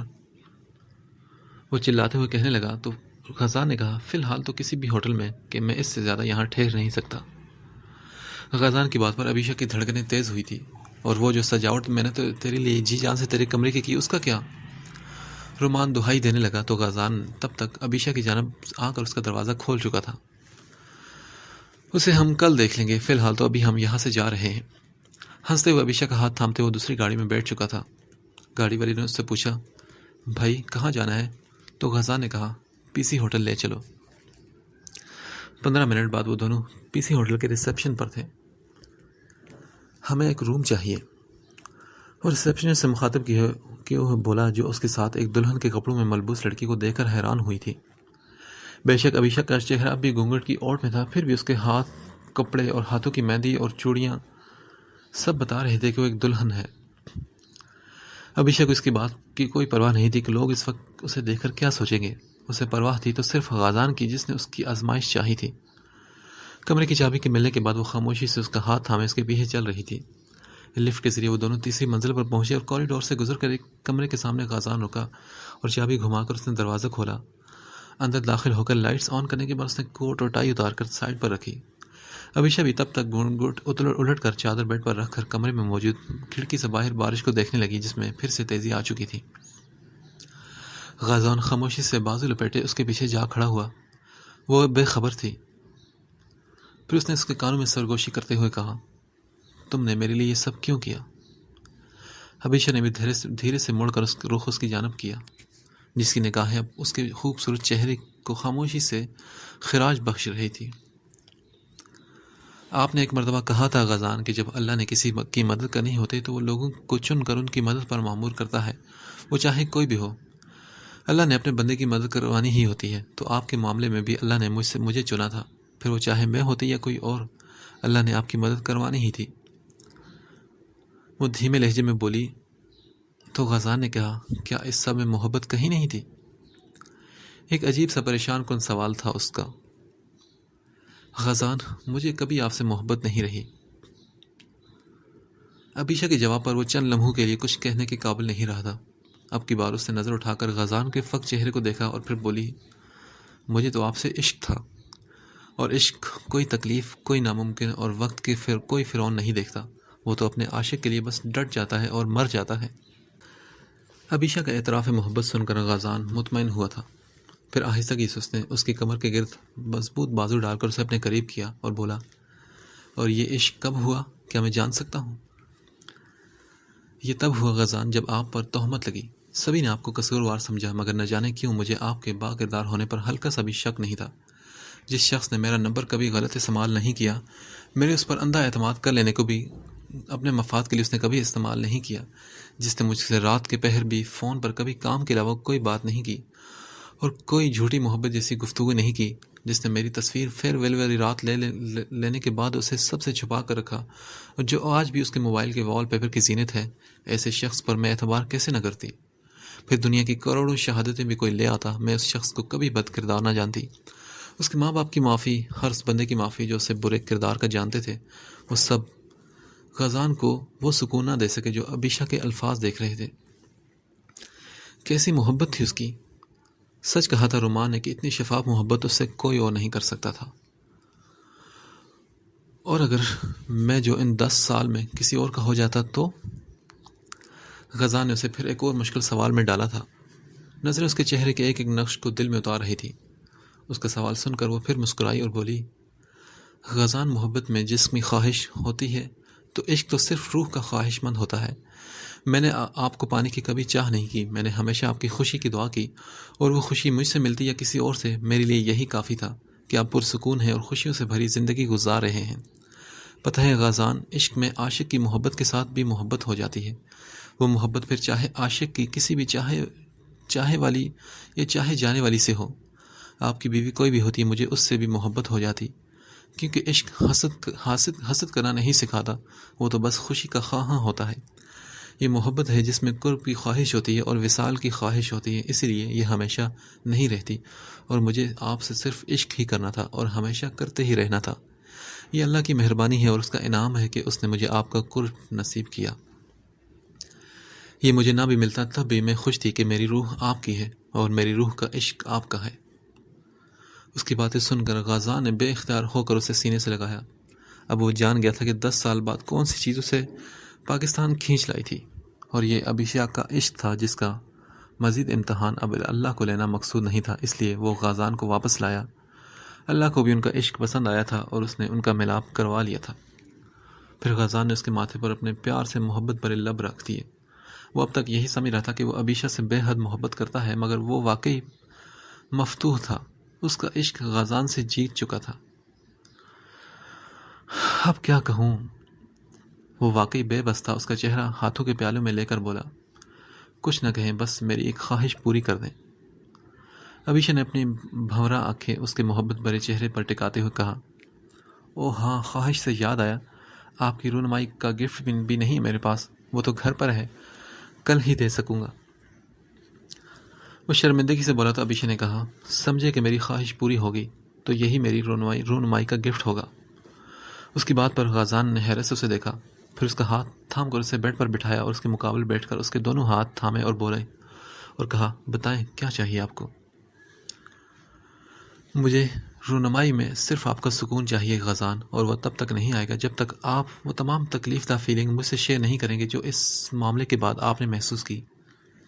غازان، میں آپ کے ساتھ اپنی نئی زندگی کا آغاز تبھی کروں گی جب آپ اپنے ذہن اور قلبی طور پر پرسکون ہوں گے۔ غازان اللہ کا جتنا شکر ادا کرتا کم تھا کہ جس نے اسے اتنا وفادار ساتھی نصیب میں لکھ دیا تھا۔ میں یہی چاہتی ہوں غازان کہ آپ وہ اپنی تکلیف مجھ سے شیئر کریں جو آپ نے اب تک کسی سے شیئر نہیں کی۔ اس کی آنکھوں میں امید تھی اور وہ غازان کو دیکھ رہی تھی۔ پھر وہ بولا، تم سبھی حالات سے تو واقف ہو، میں یہاں سے کیسے گیا اور پھر وہاں کیسے سروائیو کیا۔ بس ایک چیز ایسی تھی جس نے مجھے شدید تکلیف پہنچائی، اور وہ میرے باپ کی مجھ پر عدم اعتمادی تھی۔ کیونکہ ابیشہ، ہم محبت تو بڑی آسانی سے کر لیتے ہیں، مگر وہ محبت ادا تب ہوتی ہے جب ہم اس رشتے پر اعتماد بھی اتنا ہی کریں۔ ہر رشتے میں آزمائش ہے، حتیٰ کہ ماں باپ کے لیے بھی۔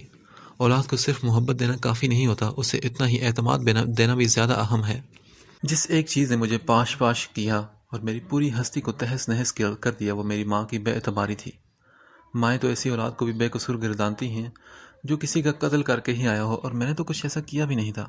بس یہ ایک چیز مجھے اندر تک توڑ گئی، اور یہ تکلیف اب بھی کبھی کبھی میرے اندر جاگتی ہے۔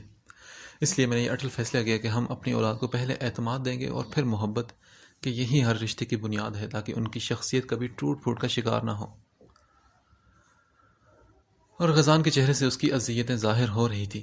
ابیشہ بھی یہی چاہتی تھی کہ ایک مرتبہ وہ اندر کا غبار نکال دے، کیونکہ حبس کے بعد ہی خوشگوار جھونکے آتے ہیں، اور اب غازان کی زندگی میں بھی خوشگوار لمحے آنے والے تھے۔ وہ محبت سے اسے ایک نظر دیکھ کر بولی، تھینک یو۔ آپ اب یہاں رہیں گے یا مجھے بھی وہاں لے جائیں گے؟ ابیشہ نے کچھ پریشان ہو کر پوچھا تو وہ بولا، ابھی تو کہا تھا کہ جہاں آپ لے جانا چاہیں میں آپ کے ساتھ ہوں، تو اتنی جلدی اپنی اس بات سے پھر بھی گئی؟ غازان اب ریلیکس انداز میں کوہنی کے بل نیم دراسوں سے باہوں نظروں سے پگھلانے کا ارادہ کر رہا تھا۔ اس کے اس قدر انہماک نے ابیشہ کو گھبرانے پر مجبور کیا۔ پھر وہ بولا، ویسے ابھی تو ہم کینیڈا جائیں گے، ہنی مون بھی ہو جائے گا، اور میں اپنا کام وائنڈ اپ کر کے ہمیشہ کے لیے یہیں آ جاؤں گا۔ اس کی بات پر ابیشہ کے چہرے پر خوشی جھلکی تھی۔ شکر ہے۔ ویسے ایک بات ہے، کرائم رپورٹر کیوں نہیں بنی تم؟ آپ میں اتنے گٹس بھی تو ہیں؟ غازان کے سوال پر اس نے خوشمگی نگاہوں سے اسے دیکھا اور بولی، میں کرائم رپورٹر صرف آپ کے لیے ہی بنی تھی اور کسی کے معاملے میں مجھے اتنی ثابت کرنے کا مظاہرہ نہیں کر سکتی۔ وہ آنکھیں جھکائے سچ بولی تھی، میں کسی اور کے لیے آپ کا یہ جنون برداشت بھی نہیں کر سکتا عبیشہ، کیونکہ ابھی آپ سے صرف محبت ہے۔ عشق کے مراحل تو میں آپ کے ہمراہ ہی طے کروں گا، تو پھر شاید اتنا پوزیسو نہ رہوں، ابھی تو کسی کو آپ کے پاس بھی برداشت نہیں کر سکوں گا۔ عبیشہ کے ہاتھوں پر محبت کی اس نے مہر سب کی تھی، یہ کہتے ہوئے، ویسے رومان بیچارہ اپنی سیٹنگ کے بیکار جانے پر ہمیں ضرور گالیاں دے رہا ہوگا۔ عبیشہ نے اس کا دھیان خود پر سے ہٹانا چاہا تو وہ بولا، کیا آج رات ہم پوری دنیا پر تبصرہ کرنے کے لیے یہاں آئے ہیں؟ نکاح نامے پر دستخط کیے تھے کہ وزیر دفاع کی سیٹ کے لیے جو ہر مسئلے پر روشنی ڈالی جا رہی ہے، لگے ہاتھوں آج آپ مسئلہ کشمیر بھی حل نہ کر لیں۔ غازان کے یوں اپنے جذبات کو اگنور کیے جانے پر وہ جل کر بولا تھا تو عبیشہ بے ساختہ ہنسی۔ چلیں یہ بھی کر لیتے ہیں۔ وہ بھی شرارت سے اسے دیکھ کر بولی تو اس نے کہا، چلو پھر بارش بھی ختم ہو چکی ہے، گھر ہی چلتے ہیں، شاید وہاں پر موجود ہمارے کمرے کے ماحول کا آپ کی طبیعت پر کچھ اثر پڑے۔ وہ بیڈ سے اٹھتے ہوئے جلے ہوئے لہجے میں بولا، اوفو، آپ نے کیا نکاح نامے پر سائن مجھے دلہن کے روپ میں یہاں سے وہاں بھگانے کے لیے کیے تھے کیا؟ لگے ہاتھوں آج ہی کسی میراتھن ریس میں بھی اسی لہنگے سمیت میں حصہ نہ لے لوں؟ وہ بھی کہاں غازان سے کم تھی، اسی کے لہجے میں بولی تو اس نے کہا، ابھی بتاتا ہوں کہ نکاح نامے پر سائن میں نے کیوں کیے تھے۔ اس کی جانب بڑھتے ہو وہ مانی خیزی سے بولا، اور اس کی قربت میں تو عبیشہ کی بولتی صحیح معنوں میں بند ہوئی تھی، مگر محبت اور عشق نے اب بڑھتے ہی چلے جانا تھا۔